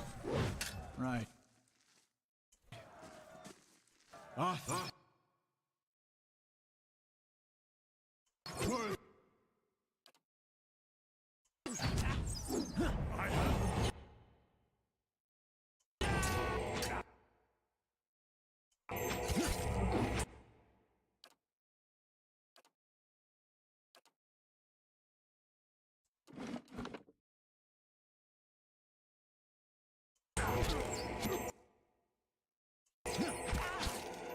Oh shoot, why is he dying?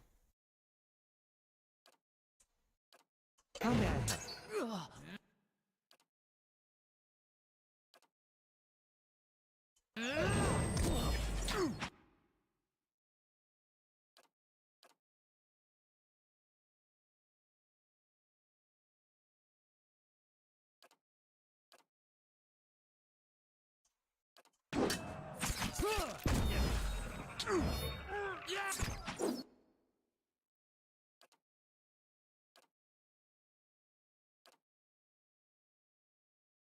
And Damn it! We gotta take better care of Ally.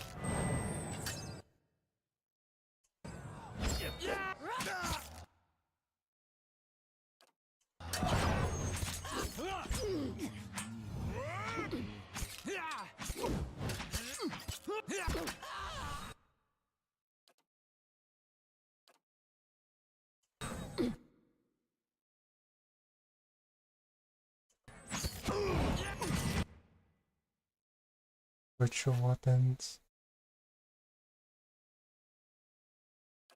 This is a disaster. What?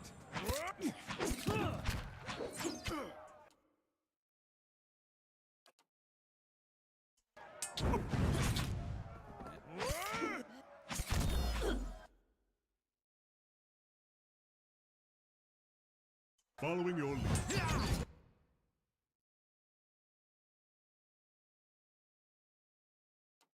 Can't get a good shot with this. Come on, beetles. Attend to the. Come in, giants. Grab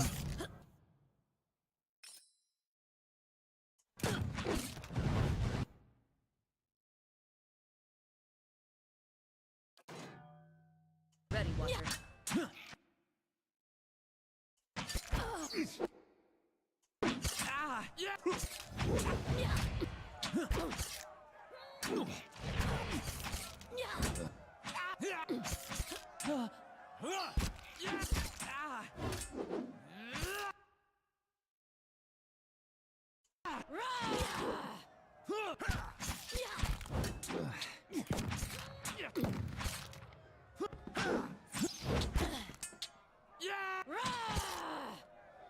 Oh no, Scarab.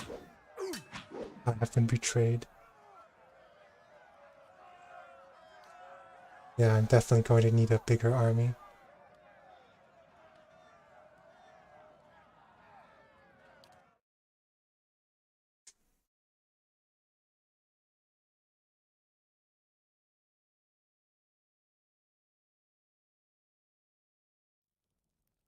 All right then.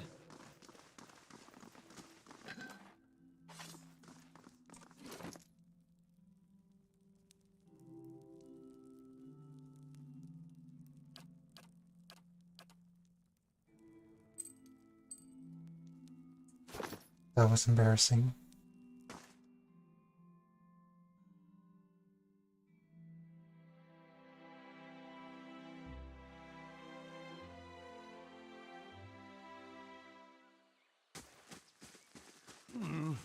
Looks a little healthier than before. I'm sorry you all had to see that. I'm not good at this game, it seems.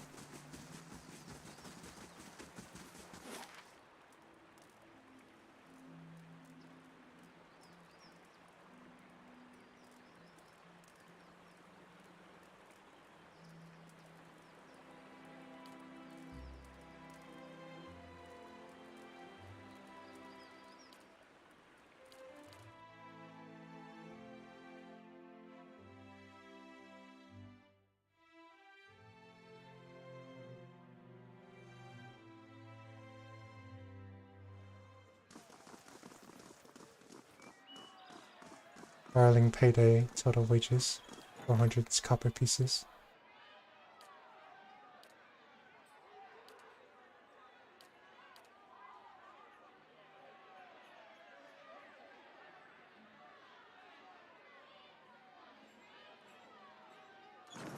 Hey.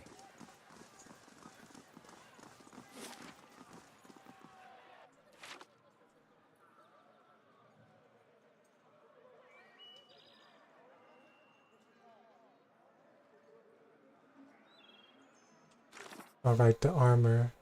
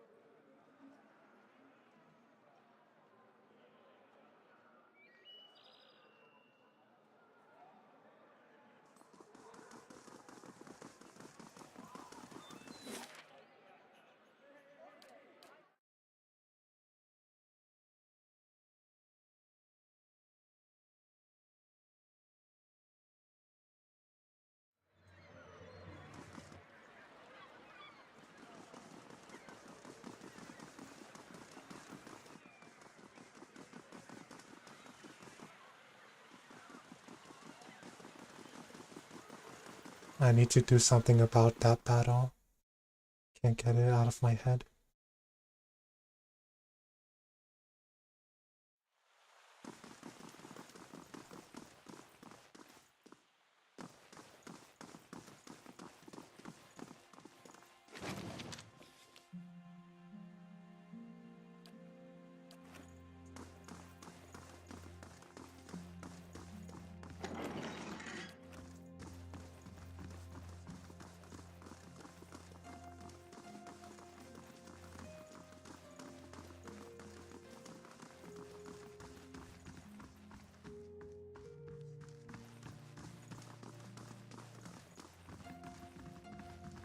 What's over here?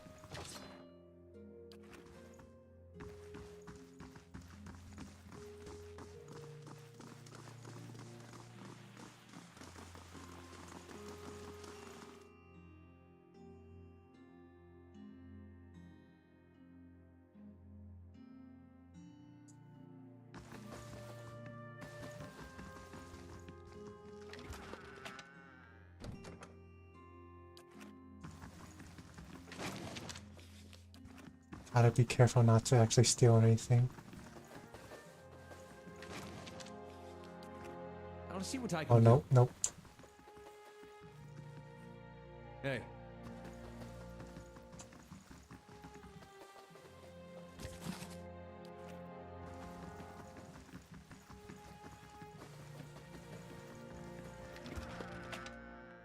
I don't see what I need.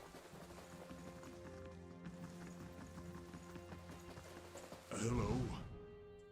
Hello?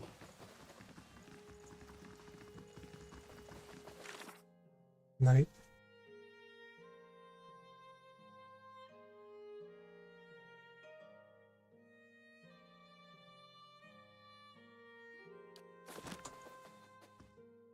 Who do I talk to?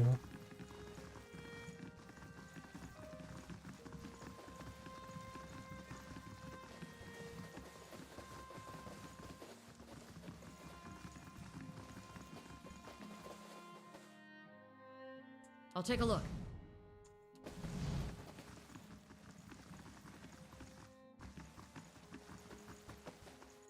Steady does it.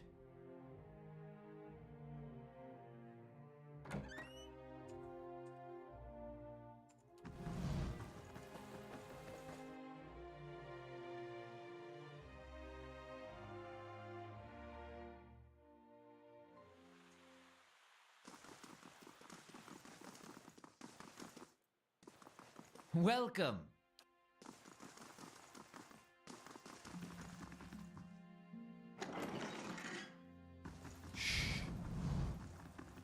How How do I complete this quest?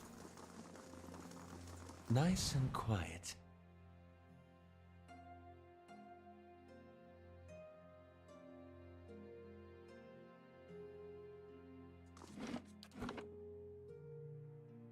I'm going to save scum.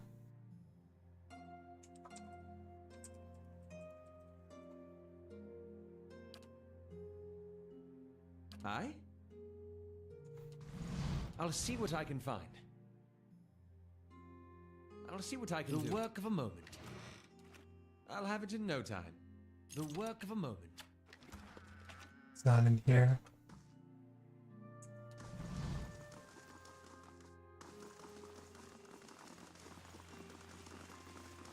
I need to figure out how to complete that quest.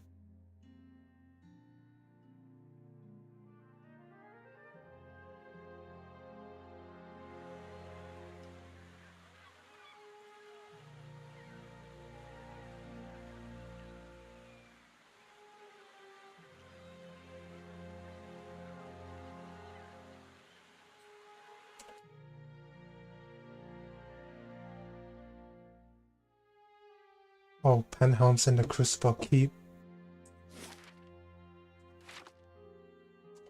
Time to go to the first fire stand.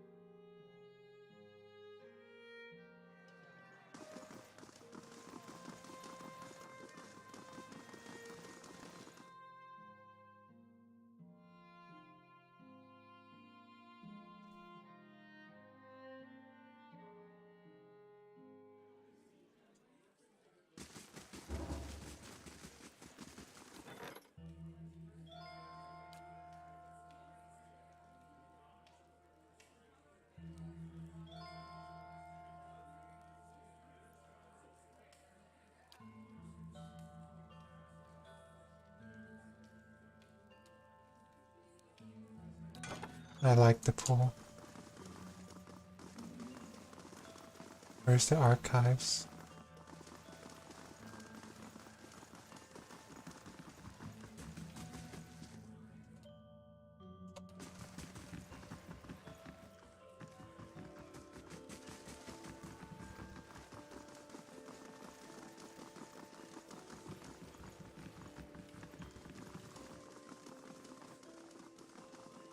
Also, where's Penhelm?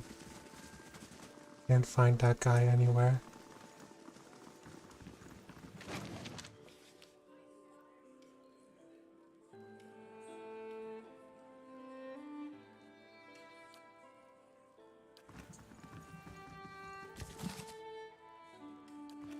I'll see what I can do.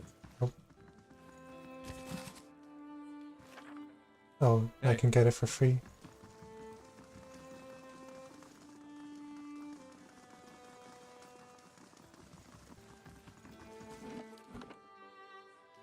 I'm going to save scum again.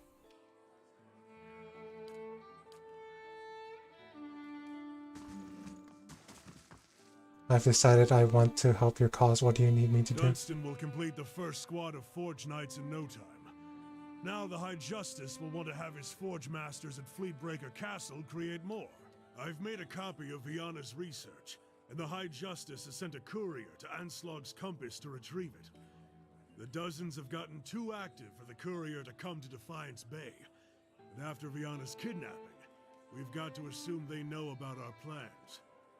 That's why I'm sending you to deliver the research. You shouldn't be recognizable to the dozens. Yet. High Justice? That sounds big. But after this, I expect they'll learn of your association with us, and they won't be too happy about it. Neither will with the Dormanels. They're trying to expand the family business, and they will resent us for standing in the way. I need someone I can trust, and you've proven your integrity both in my service and in Defiance Bay. Consider it done. Anslog's Compass is a small lagoon just north of Defiance Bay.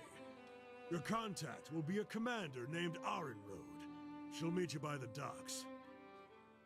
Return to me when you've finished. The High Justice has made the expansion of the Forge Knights his top priority, which means it's mine as well.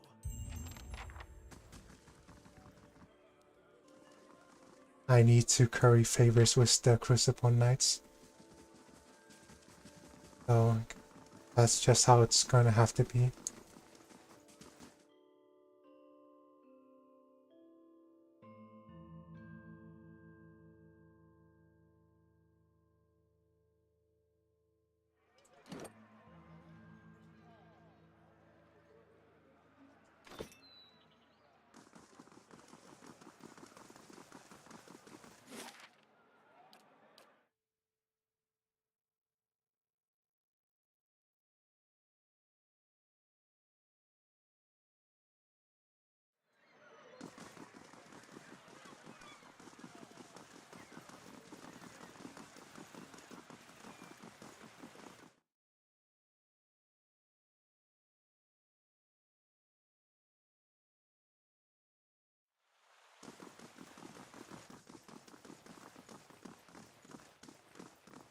Well met, friend.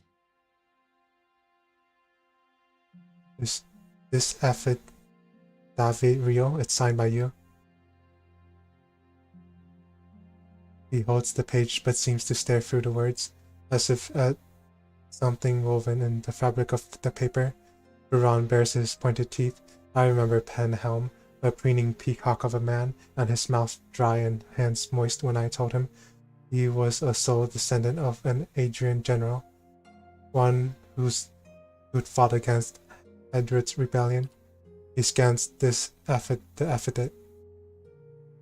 A forgery, and not the first I've seen. He hands it back to you, but I've no time for the knights and their obsessions. Bring this to his commander, Cliver, and show him the seal.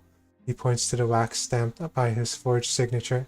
If he compares it with another, he should be able to spot the difference. Alof's gaze flickers to you. Doom a man for the soul the gods gave him? Seems rather unfair.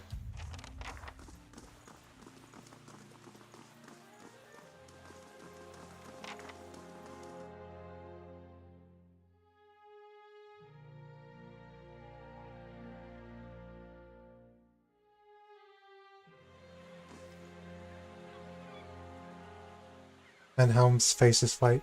Just talked to that little cipher, did you? One of my novitiates told me he'd seen someone in the records room. He takes a slow step towards you, extending his hand. Give me the effort, David. I've done nothing to you. His other hand comes to rest next to his sword. Your superiors deserve to know the truth. What truth? That over a century ago, I was some Adrian who's dust in the ground now. His hand grips the sword pommel. I'll ask you one more time. Give that back. Don't be a fool. We're in public. He looks at the novitiates with him, which is why everyone will be shocked to hear that you assaulted a company of Crucible Knights without provocation, especially knowing that you're so highly regarded in the keep. I guess there's no way to avoid this.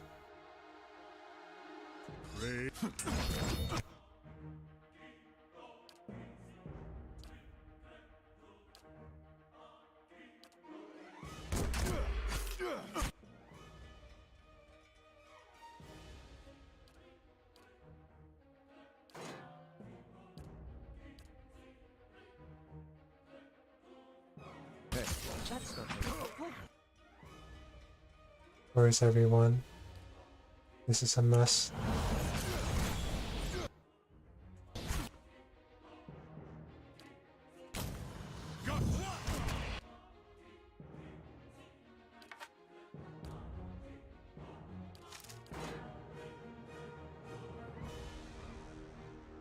Join arms! Nope, cancel that. Let's keep attacking.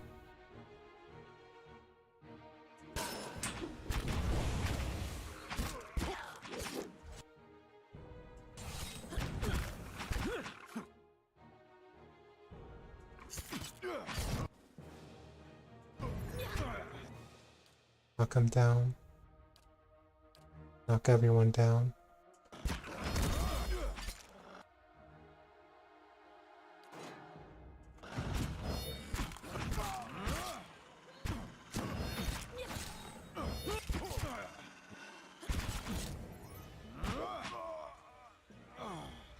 I'm sorry it had to be this way. I'm not going anywhere like this.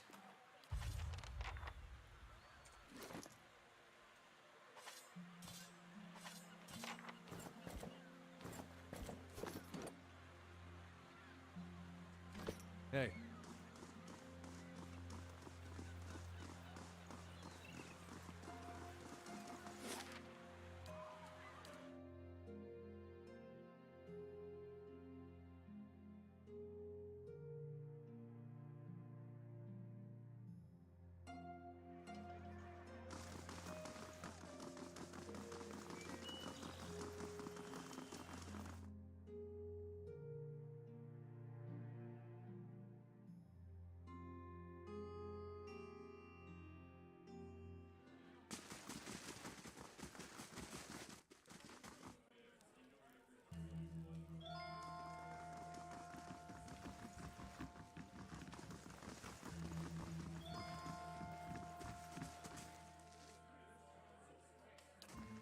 Hey.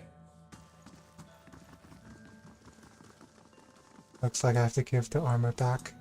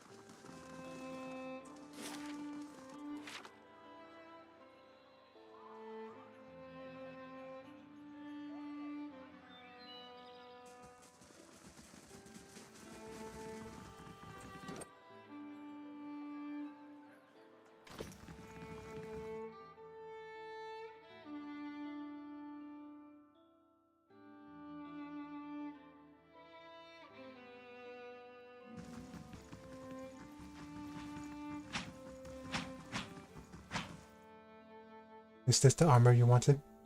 Ulrich wavers in a moment of disbelief. He looks at you, then back at the breastplate. He reaches for it slowly, as if expecting it to disappear before he can touch it. How did you manage this? You were right about the affidavit. Unfortunately, Penhelm forced me into a fight. A shame it ended like that, but he's the lying weasel who started this. You did all I asked, and you are owed much. He withdraws a leather coin purse from his pocket and hands it to you. Stop by Sonid's shop on the other side of the hall. She sells some of the best gear in the city. I'll see that she opens her inventory to you. What is this armor to you, anyway? Osric looks around, trying to appear casual. Ah, it's nothing really, just a keepsake. He tries to look you in the eye, but when he does, he appears to reconsider. He sighs. It commemorates the Order of Magron, highest order of valor, awarded to the dead, never the living. Us right Deerwoodens, real Deerwoodens, we don't have the nobility or birthrights, unless you're some copper ucker from Adir. All we got's the honor we bring to our family name. Ah, copper ucker. Here's a new one. So this, he pauses, considering the weathered metal, a pale image of its former self, but still catching the light, is something to live up to. Business with me? Farewell. Hey.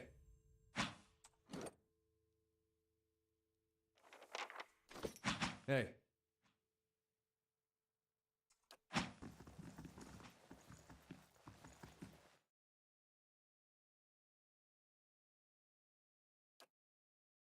You're looking for Searing Falls.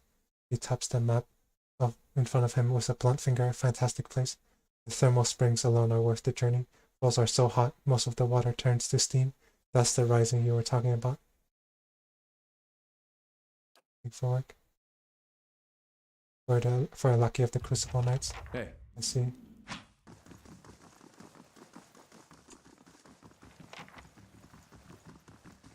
Good day to you.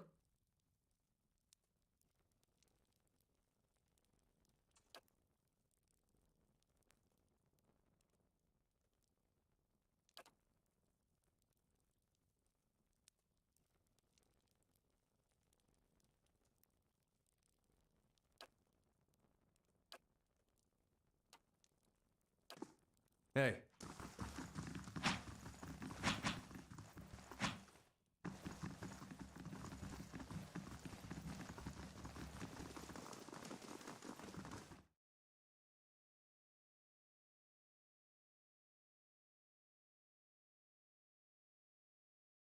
I guess I have to do the quest for the Crucible Knights.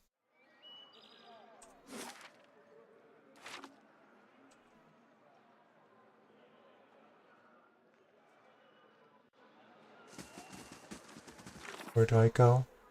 Winds of Steel Trevor to Onslog Compass.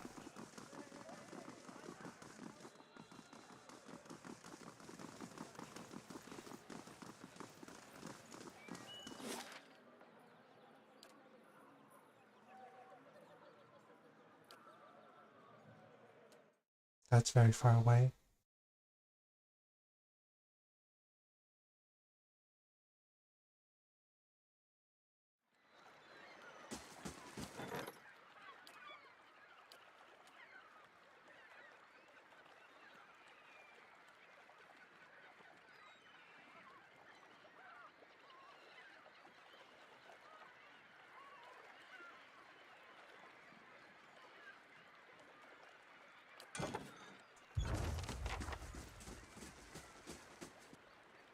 By the dock. There we go.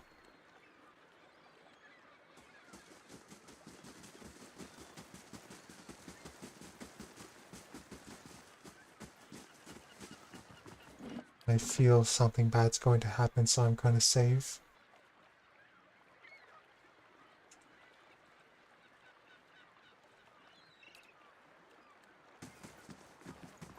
You there, did Commander Cliver send you?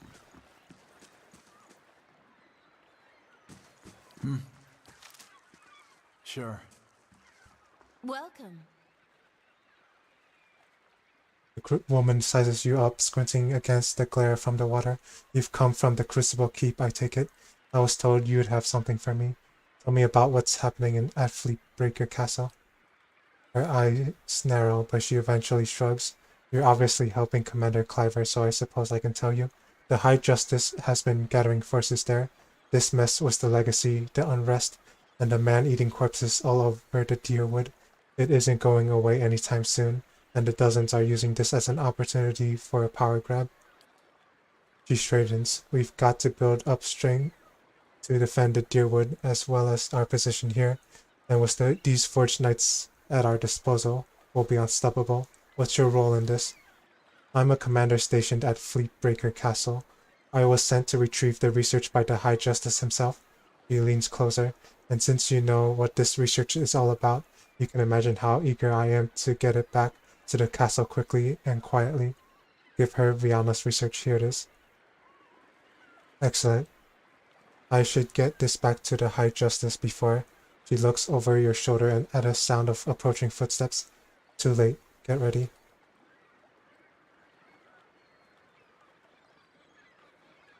Audible. This man's face is twisted into a snarl. Are you mad? You hold the secrets to one of the foulest examples of animancy, and you want to hand it over to the Crucible Knights? He shakes his head. It's an abomination. Caged souls used as weapons, and you give these silk stockings an army of them? He raises his axe, tightening his grip around the haft. I can't let you do this. The research must be destroyed. Raise your weapon. Kill them all. Why is it always like this? hold them off.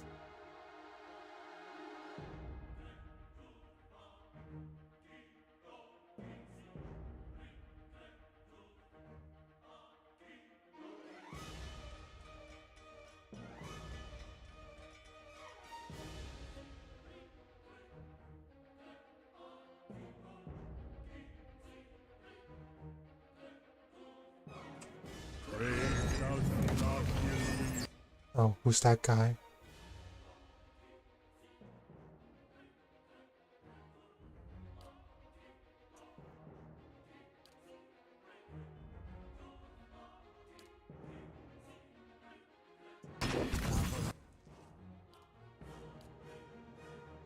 I really don't want these Steel Knights to be made, but I also want the Crucible's armies on my side.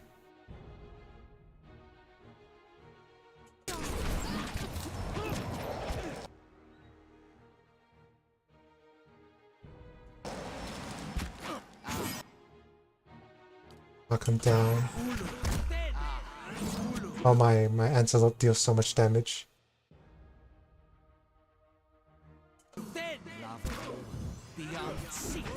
Oh, why are you using melee weapons?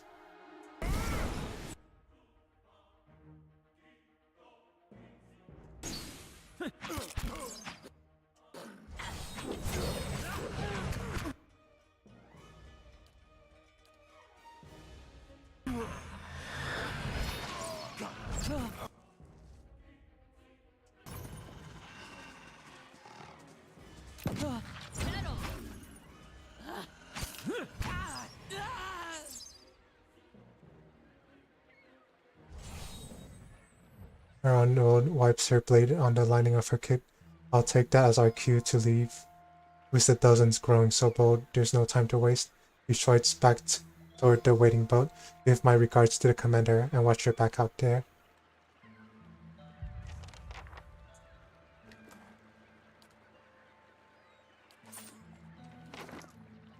Our inventory so full.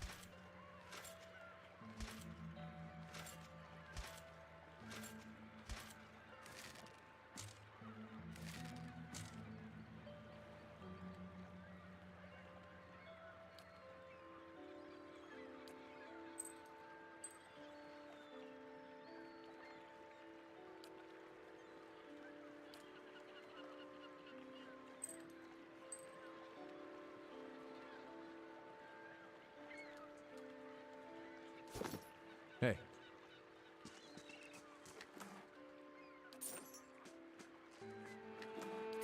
Hey.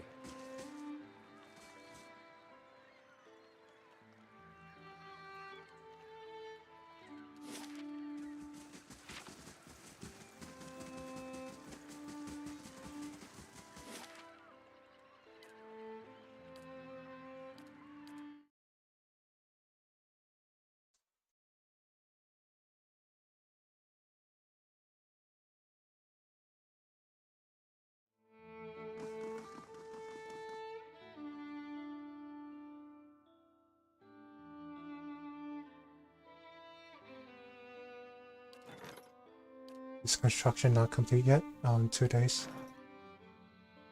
Hold on, I'll be right back.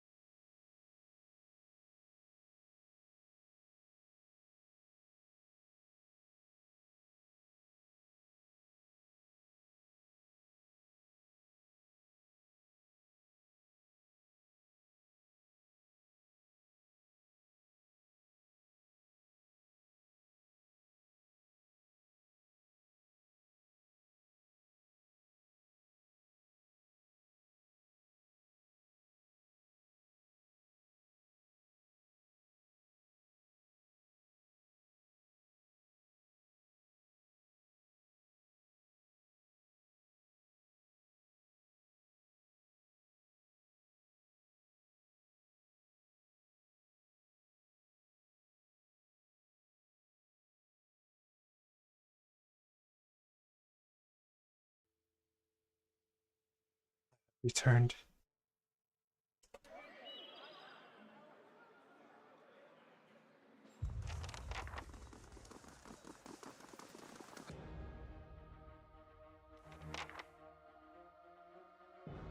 Oh, what the heck? Brave thou Fianna. Can't get a good shot with this.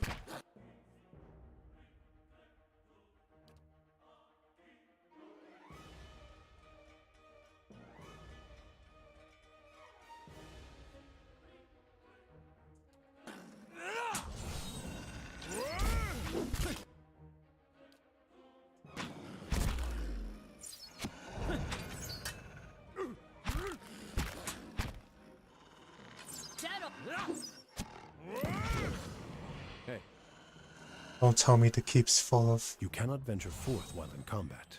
Don't tell me the keep's full of these guys. I'm scared.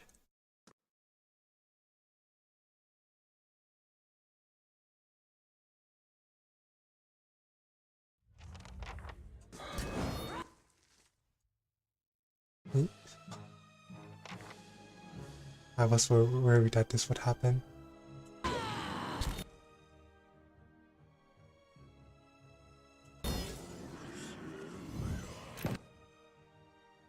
What are you doing?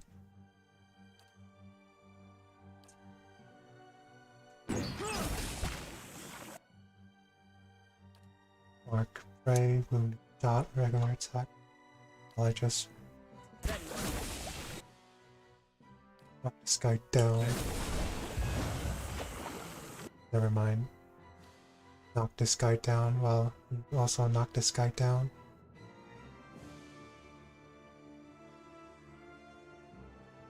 Always attack. hey. Good shot with this. What just happened? Why are people dying?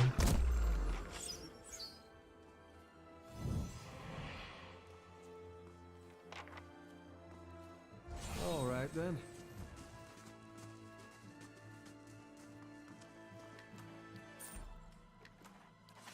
Hey.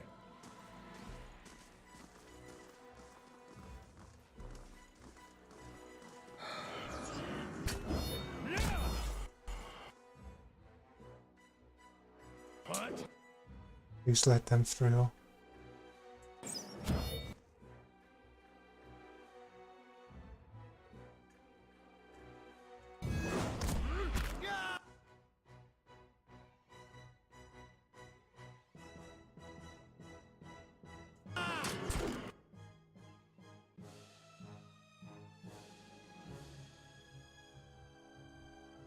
Ready, one.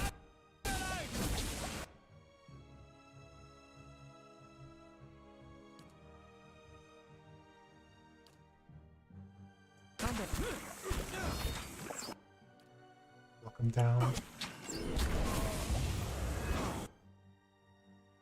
Oh no, I couldn't save the Justicar in time.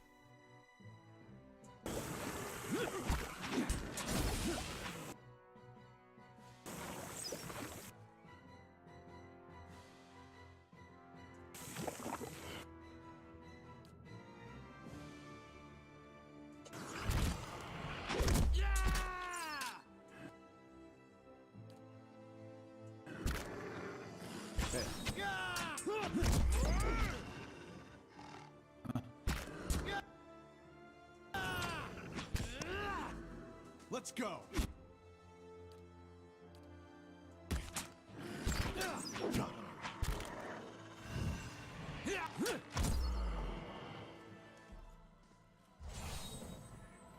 All right then. Hey.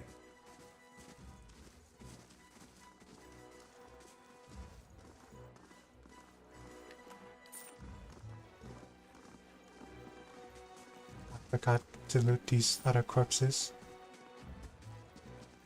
Oh wait, they're deadly Justicars.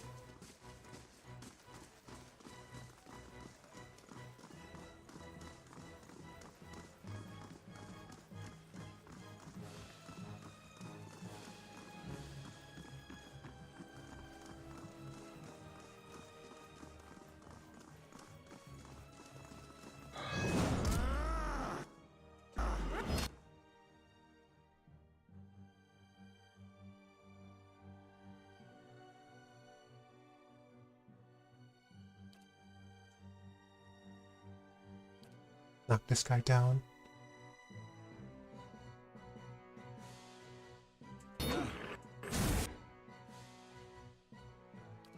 Condemn these people.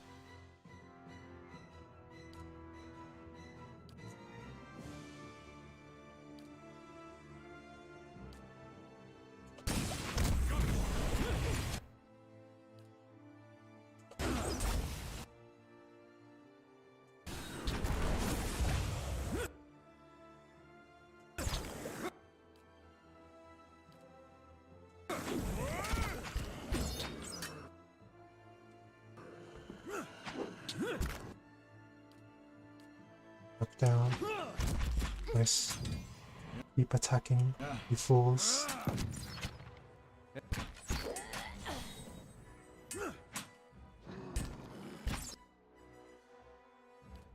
One more time. Hey.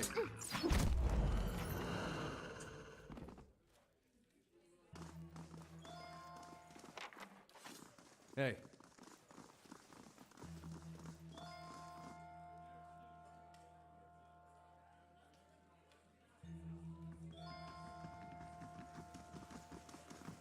Hey. You look no loss for wear.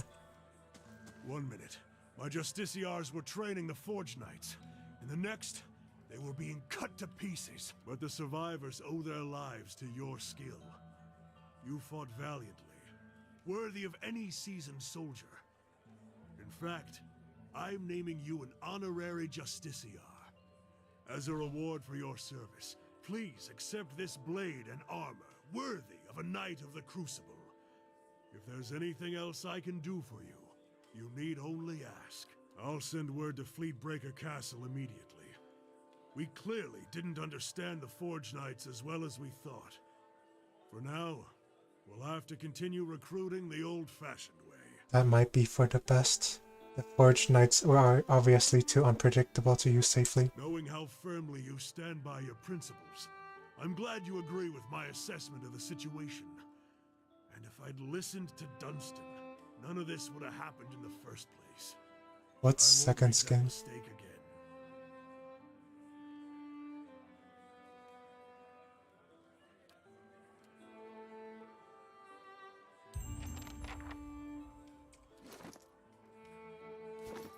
Hey.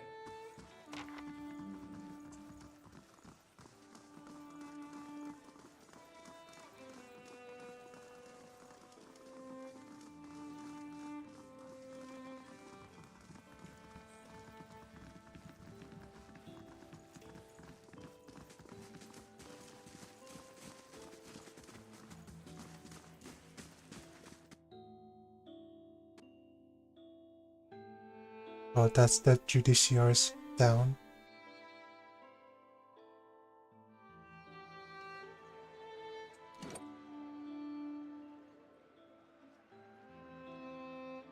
Eccentric faintly mixed. Hey.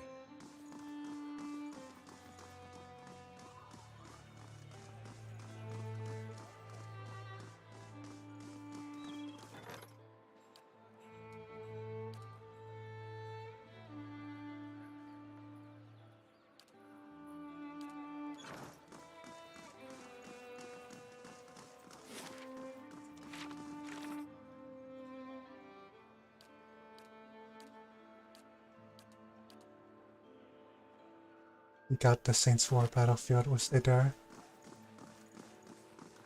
I think I'm gonna stop in half an hour, about half an hour, but I think I will continue this game tomorrow at around the same time I started this stream today.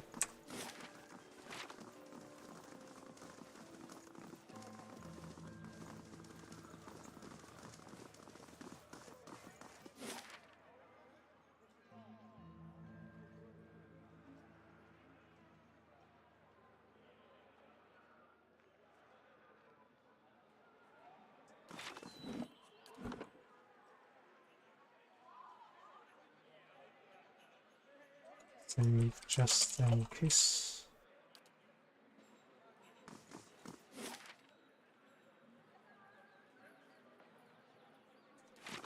There's nothing I really need to do here in the Defiance Bay, right?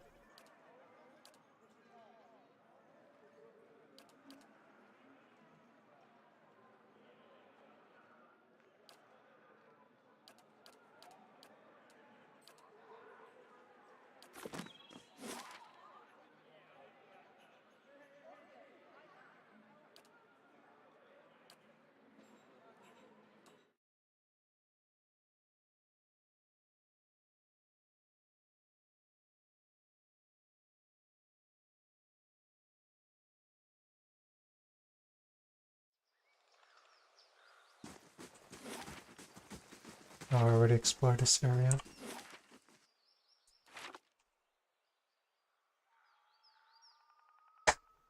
Oh, sorry about that. That was my chair. Whoa, whoa, whoa. Combat. Where?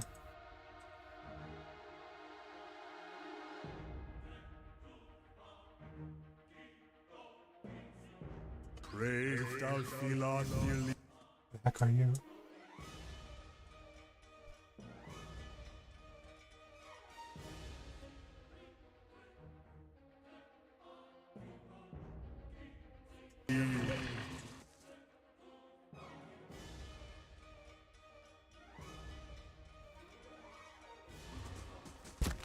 Can't get a good shot.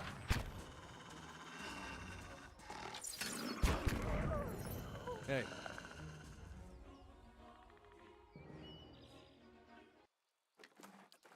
All right then.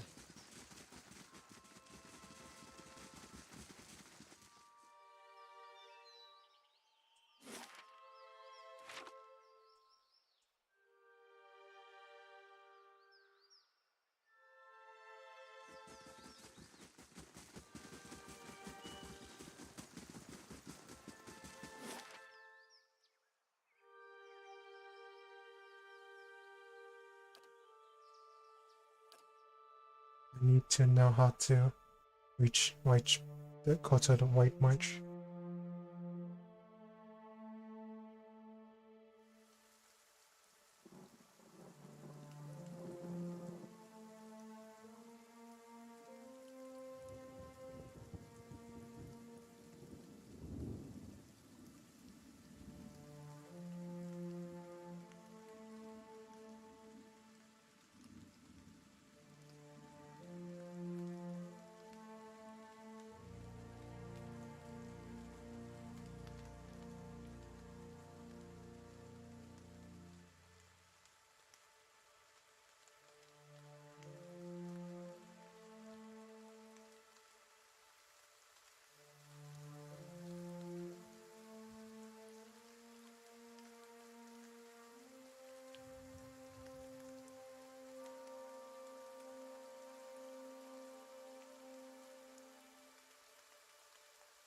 Sorry, I'm looking something up.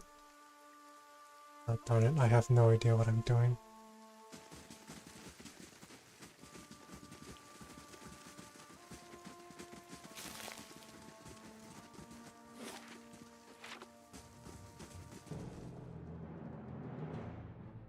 Druids, oh no. I'm scared of druids.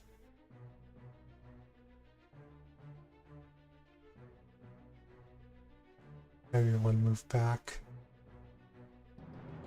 Brave thou. That's a lot of druids. Holy crud.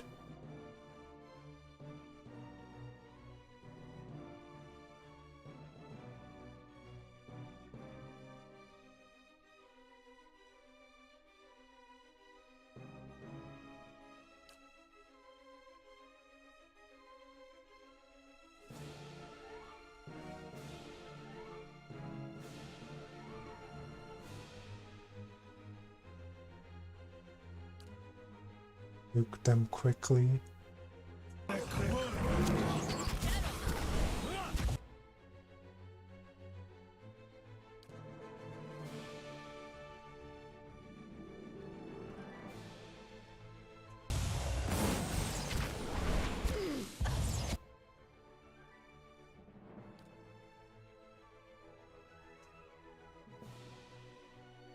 What are you doing? Attack.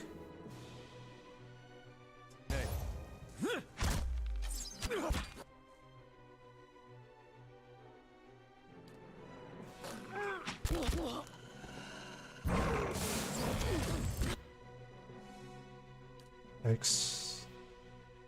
I need assistance.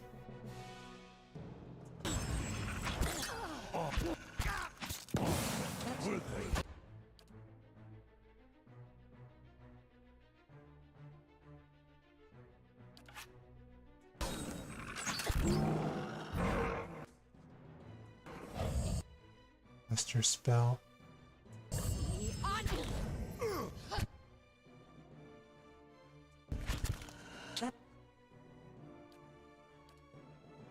That's not very helpful.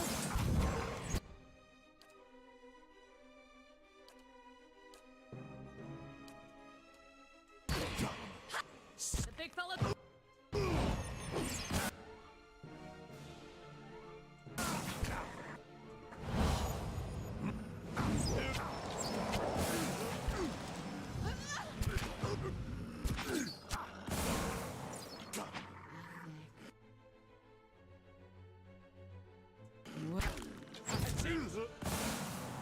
Oh.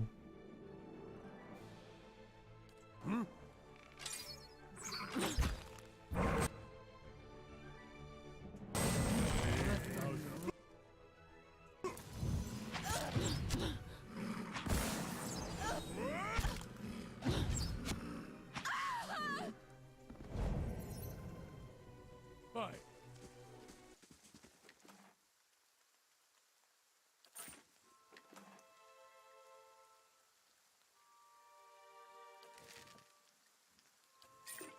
Hey, What? Twisted ankle.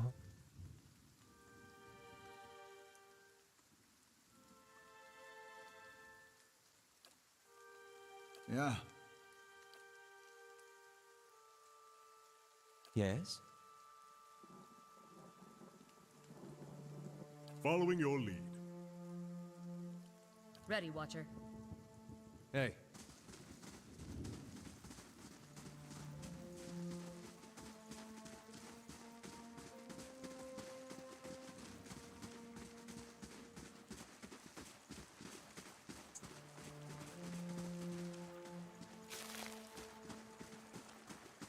What does this do? The starlight illuminates a pattern in the ground. You kneel to get a better look. The stone here has been carved with a few simple shapes. A small circular indentation marks the center, and a much larger circle surrounds it. You see what appears to be writing above the two circles. Examine the writing.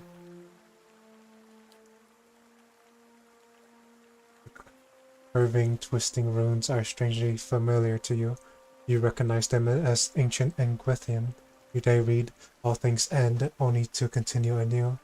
Enter now at dusk, that we may all experience a new dawn."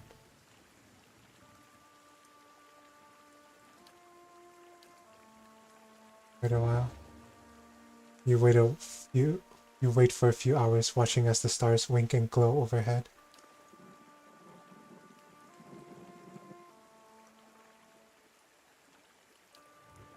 Hey.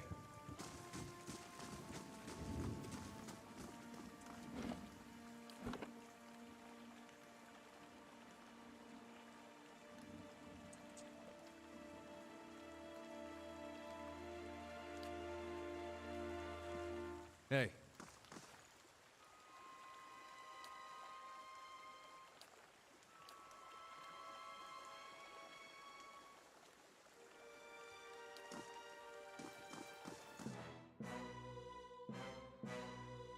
Brave thou Philanthropy.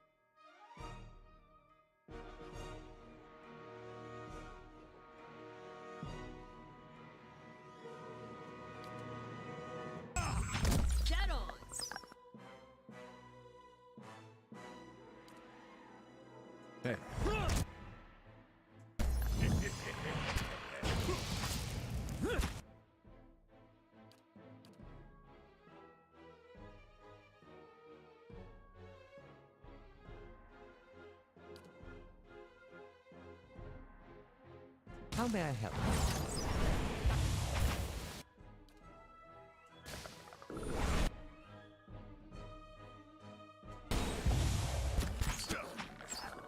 Hey.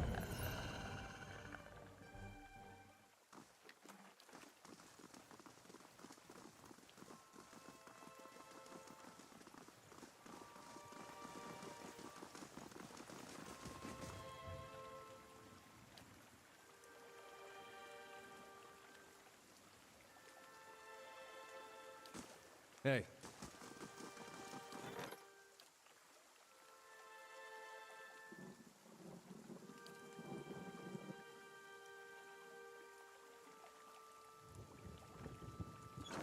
Hey.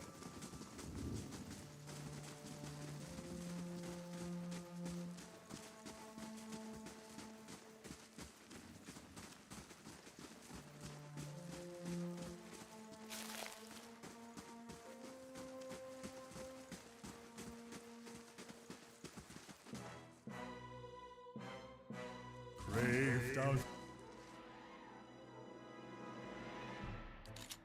Not believe.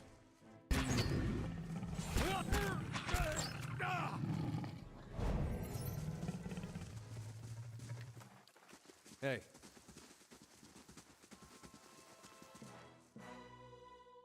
Braved out. Not believe. Did that just heal me?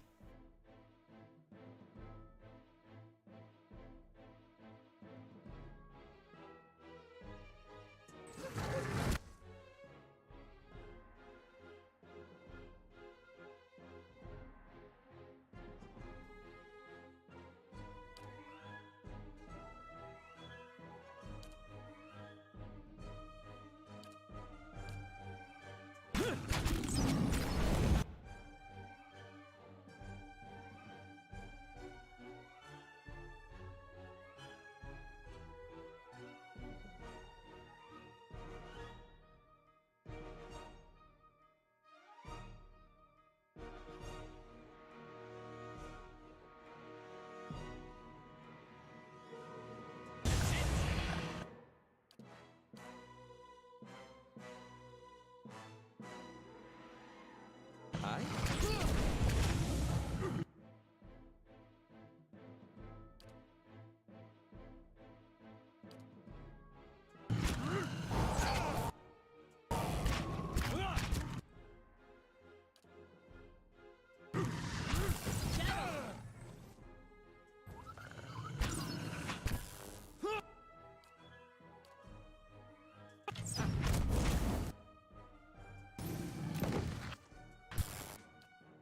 Ready, Watcher.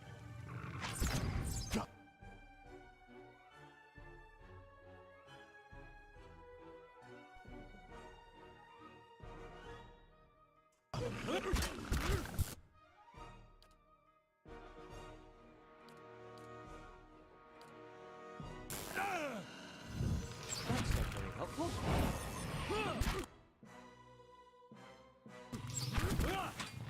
Settle. Braved out. Not believe.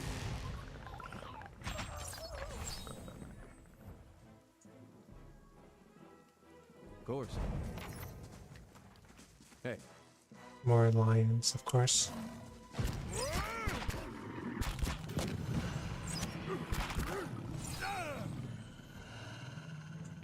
An elder lion, huh? Hey.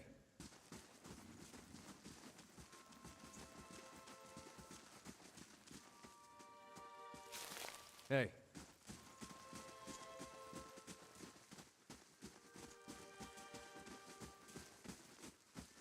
What are lions doing out here?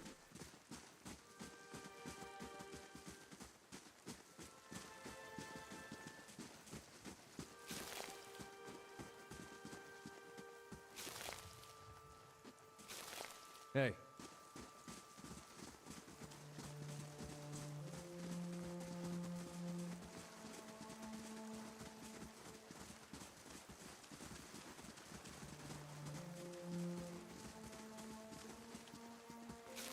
Hey.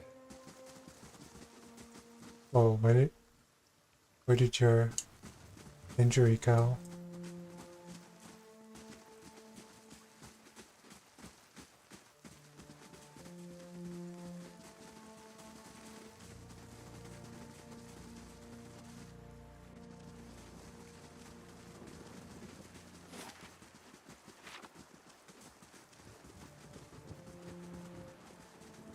down here.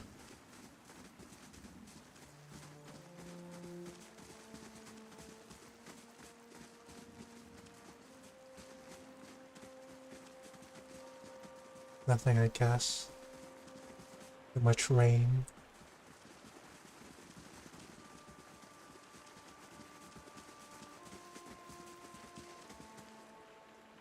Chewing on a piece of uncooked meat, a small Orlan dressed in tattered letters offers a mumbled greetings and waves his hand.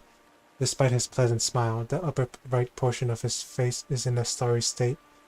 An eye patch stitched with a stylized eyeball wraps around his head, and his ears a mangled remnant that twitches and spasms, while the other ear perks up at your approach.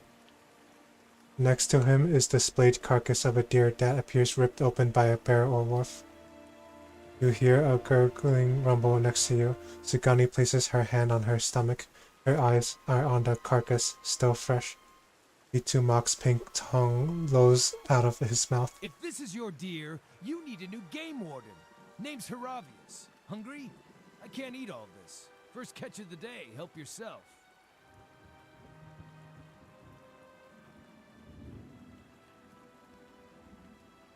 What killed the deer? One ornery Stelgar. Though looking at the deer's insides, it had a malformed but delicious heart, and would have been dead within the year regardless. Gallowayne chose a fitting end for this fine animal. Pardon me, I shouldn't pray with my mouth full.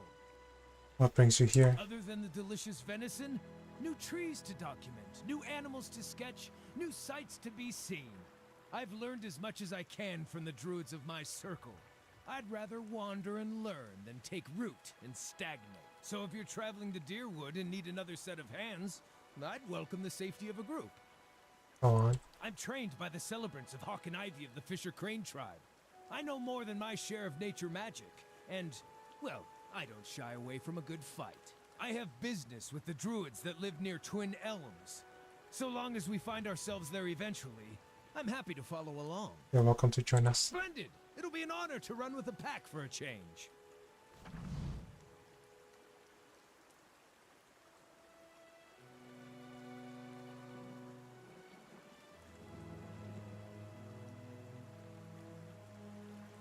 Once a character has been dismissed from the party, they will return to either the Black Hound Inn in Gilded Vale or to your stronghold if you've acquired it.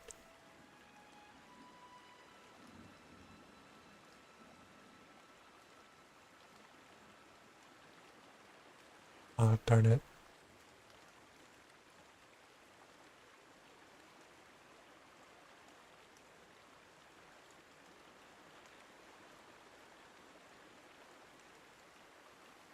You walk your path, I'll walk mine. Farewell. Indeed. Farewell. Ready, Watcher. Safe travels. Following your lead. See you when I see you. Hey.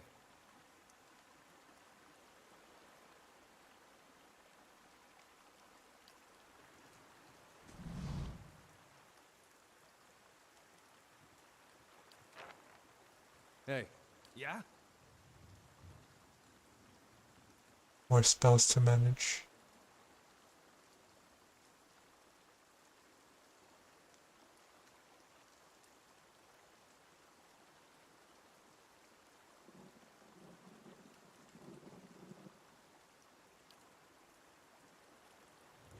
Now I'm all out of support spells. What do I do?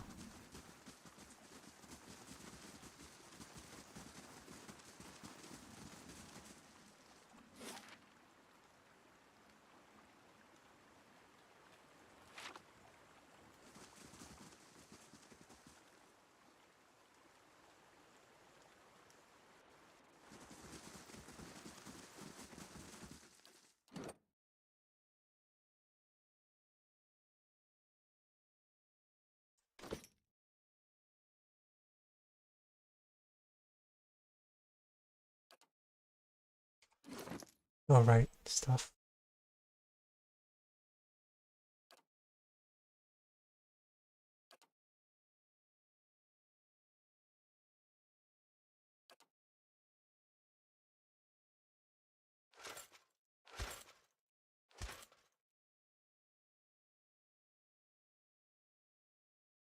And where's the sword?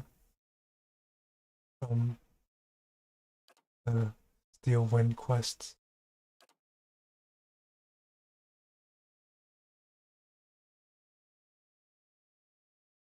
I lost it, darn it.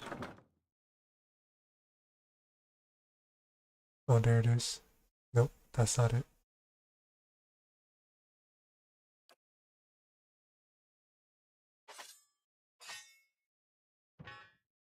There it is, Shame or Glory.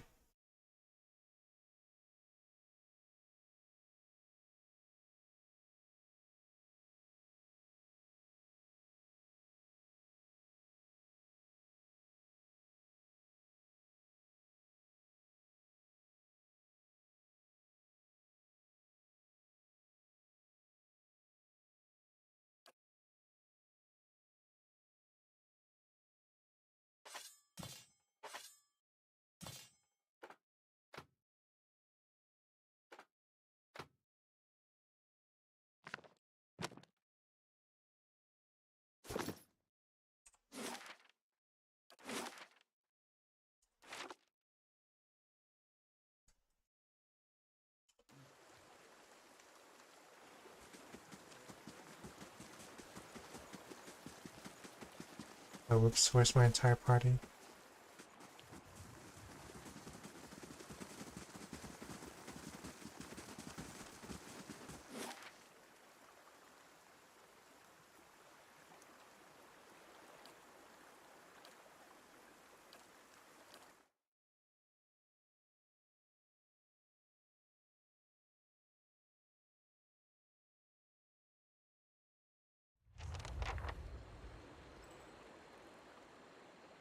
Like someone in town who knows about the ruins. Plus, we're just Hey. minding our own business.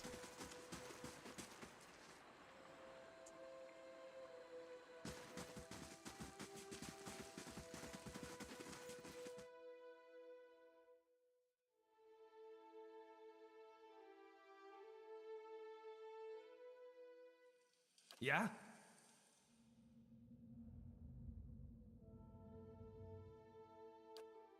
Hey, Out with you! I already told you what... I'm sorry. I thought you were one of those ruffians. These times we live in. How may I help you? What happened to you? I never saw their faces. Strange, hooded men asking about those ruins. Cleoban Relag. Most of the brigands who come through here asking about the ruins are looking for a few ancient trinkets. But these people knew the name, and they were in a hurry. They wanted to know where Cleoban Relag was. I tried to keep it from them, but I couldn't hold out forever.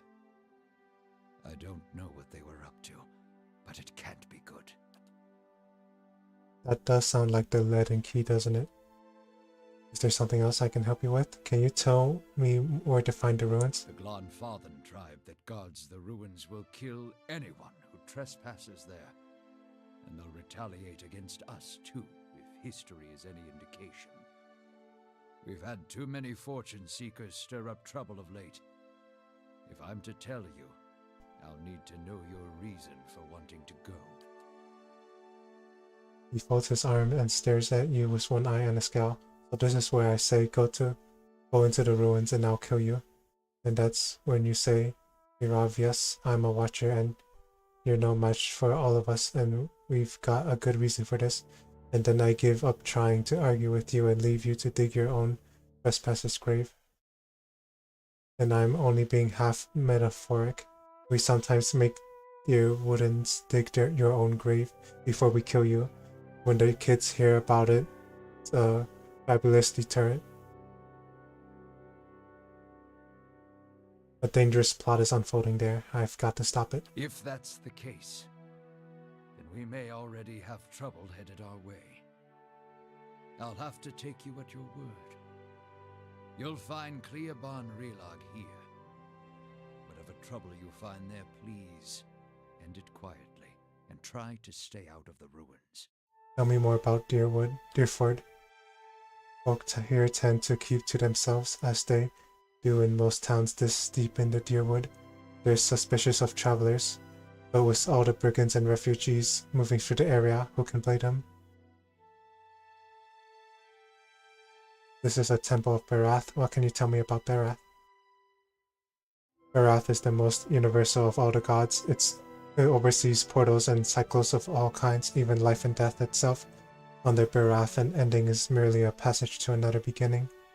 Barath has many representations come across time and across cultures. Around the Deerwood, you'll commonly see it depicted as the Pallid Knight or the Usher. The Glenfathans, however, know it as Bewen Bunen Enq and Enq Binen. Tell me about the Pallid Knight. She's one of the youngest manifestations of Barath, but a familiar one nonetheless. Stories describe her as a gaunt knight in black armor with black eyes, black hair, and milk-pale skin. She demands an impossible toll from travelers who have tarried too long on her lord's road. Some challenge her only to slay themselves in the process. Who is the Usher?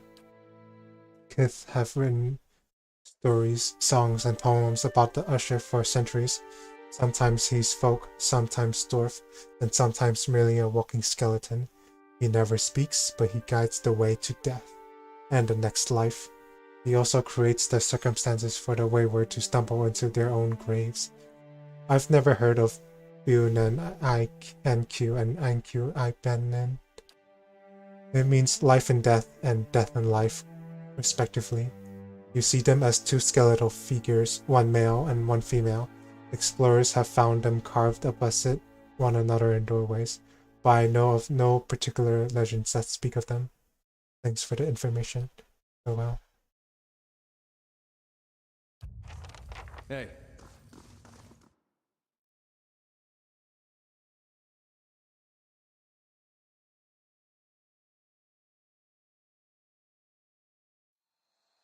I want to try something. If it doesn't work out, then it doesn't work out.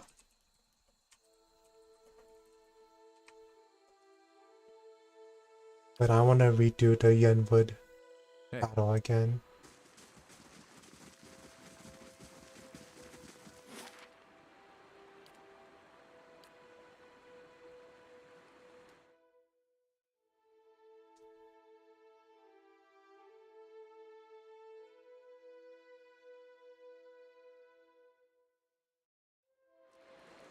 The keep's coming along nicely.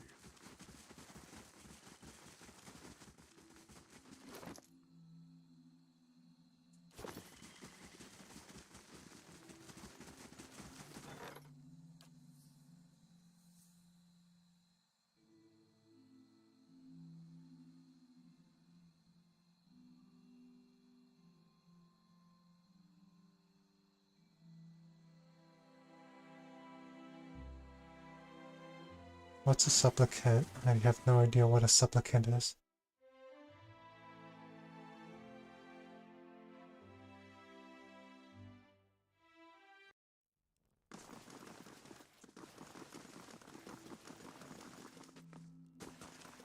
Hello, supplicant. Actually, I should go meet this guy. My lord, I have an important matter which requires your attention. Right, so I just have to do it here. I don't know what supplicant means. There. Hey.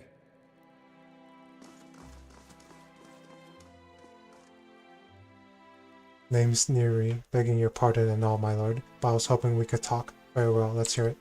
You call your allies together and motion for the petitioner to step forward. Oh wow, this is so cool. So might be I got myself nicked here and there for a few unsavory deeds. My name's on posters all over Defiance Bay now. Makes it harder to walk about freely if you get me. My thinking is, it's time for me to seek out new horizons. Deadfire Archipelago seems nice. Then I'm out of everyone's hair. Only I could use some help getting there. Not that I'm asking you to do this for free, mind. I picked up a couple things from a fellow I know. Not much good to me if I'm caught. You should turn yourself in.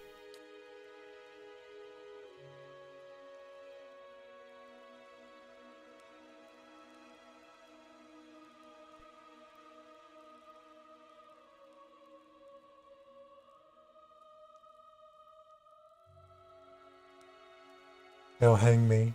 I'll see they give you a lenient sentence. It's better than living as an outlaw. Yeah, alright. It's been hard, trying to find a burrow to hide in. Might be best just to start over clean. Thanks for giving me an honest chance at it, I guess. I feel accomplished. What special allies do I have available? The Knights of the Crucible will reinforce your infantry.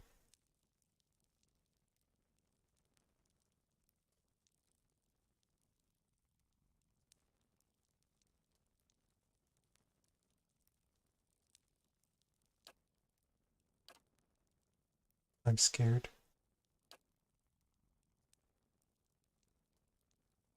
Hope this works out. Yes, let's march.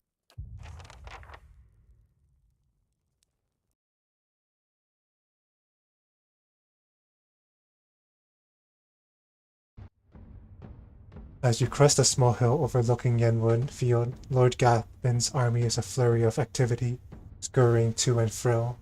Even from this distance, you can hear the drums of war, beating their steady cadence designed to intimidate their foes while organizing the rank and file into battle formations. Marshal Forward approaches. You've arrived just in time. Lord Gathbin's forces are beginning to move. An attack is imminent. Inspect your forces. Local militia constitutes the majority of the army, but veteran soldiers have organized their ranks and walk amongst the young, unseasoned warriors offering advice or the occasional joke. They cheer, striking sword to shield as you pass, in thunderous approval of their lord. Among the troops, a small group of warriors shine brighter than the others. Crucible Knights, standing tall in gleaming plate armor and armed with spear and shield. They stand at attention, spear-centered, as you pass. Any idea what Gathbin is planning? Marshal Owen strokes his chin. His ultimate objective is to face you in battle and to be seen defeating you. I doubt he is foolish enough to challenge you into single combat, of course. Sound the horn, Marshal Forwin. It's time to finish this. Marshal Forwin begins barking orders and your troops quickly form up. Gathbin's army follows suit as Aegean war drums echo across the field. Within a few moments, the marshal raises a brass horn in the visage of a mighty boar to his lips. He looks at you expectantly. Brocade Noir. Your troops bellow across the field, pounding weapon to shield as the marshal's horn sounds. Dozens of bowstrings twang in unison behind you as your archers unleash a hail of arrows at Gathbin's army. The missiles hiss through the air with deadly accuracy, felling scores of enemies. In a bold move, Gathbin points his sword towards your position, giving an unheard order. His infantry, shields raised, charge the field. Your infantry charges headlong into the enemy infantry in the center of the field.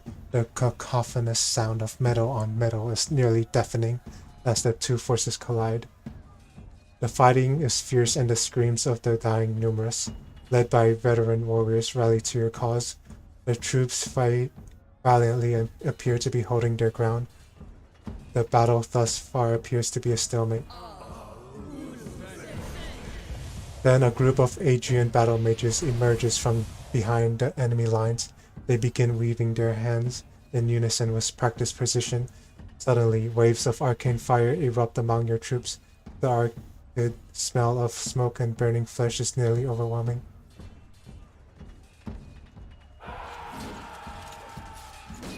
From the left flank, a unit of Rorutai berserkers, clad in plate armor and wielding great swords, begins to collapse the left side of the line.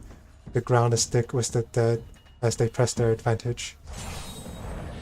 Meanwhile, Meanwhile, Bleakwalker paladins, dressed in dark armor and carrying sword and shield, stride back and forth behind Gathman's line, rallying his warriors and exhorting them to fight harder. As the battle rages, Marshal Forwin looks to you for orders. We need to deal with those battle mages. What's your plan, Lord Blazechar? Send in the Crucible Knights. The Knights lock shields and drive forward in a wedge formation through the enemy lines. The formation allows them to penetrate the line quickly but leads to heavy losses. As they reach the battle mages, the formation falls apart. The battle mages cease their magical attack against your lines as the remaining knights put them to the sword. We fear the maneuver has sealed a grisly fate for the last of the knights.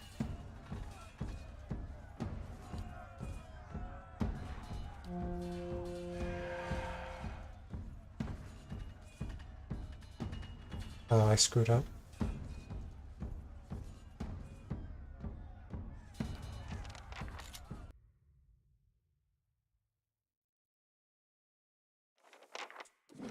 Nope, I don't want this fight anymore. I want Captain Emery to join my side, but I guess that's not happening. I'm sorry for wasting your time.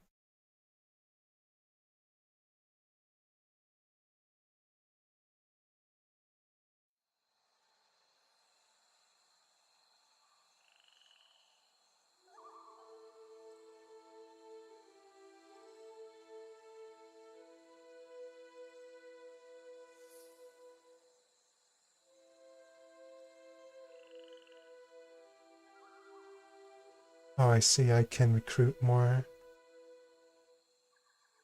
It's still too early to go into battle. Hey.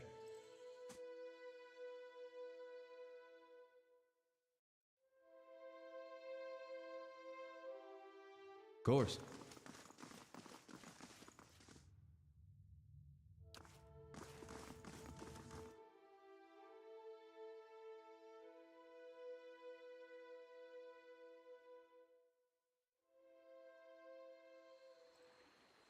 I need to know how much time I have. I'm going back just to see how much time I have left.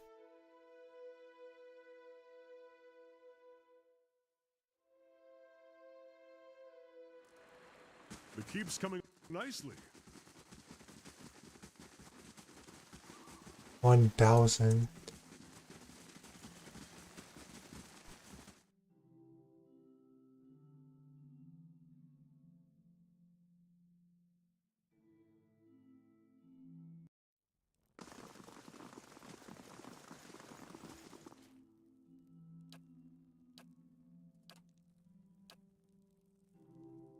Okay, I still have a lot of time. That's good, at least.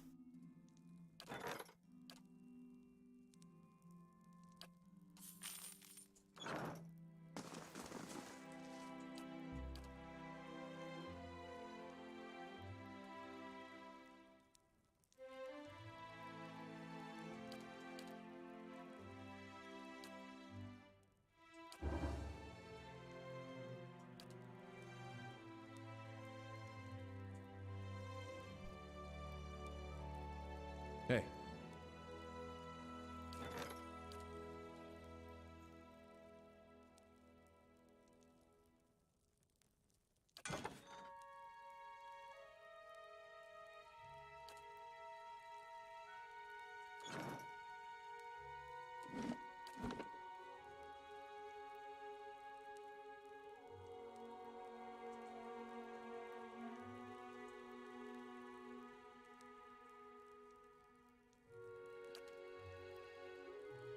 I will be ending the stream here. I should be streaming this game tomorrow. Around the same time. Well, thank you all for your time.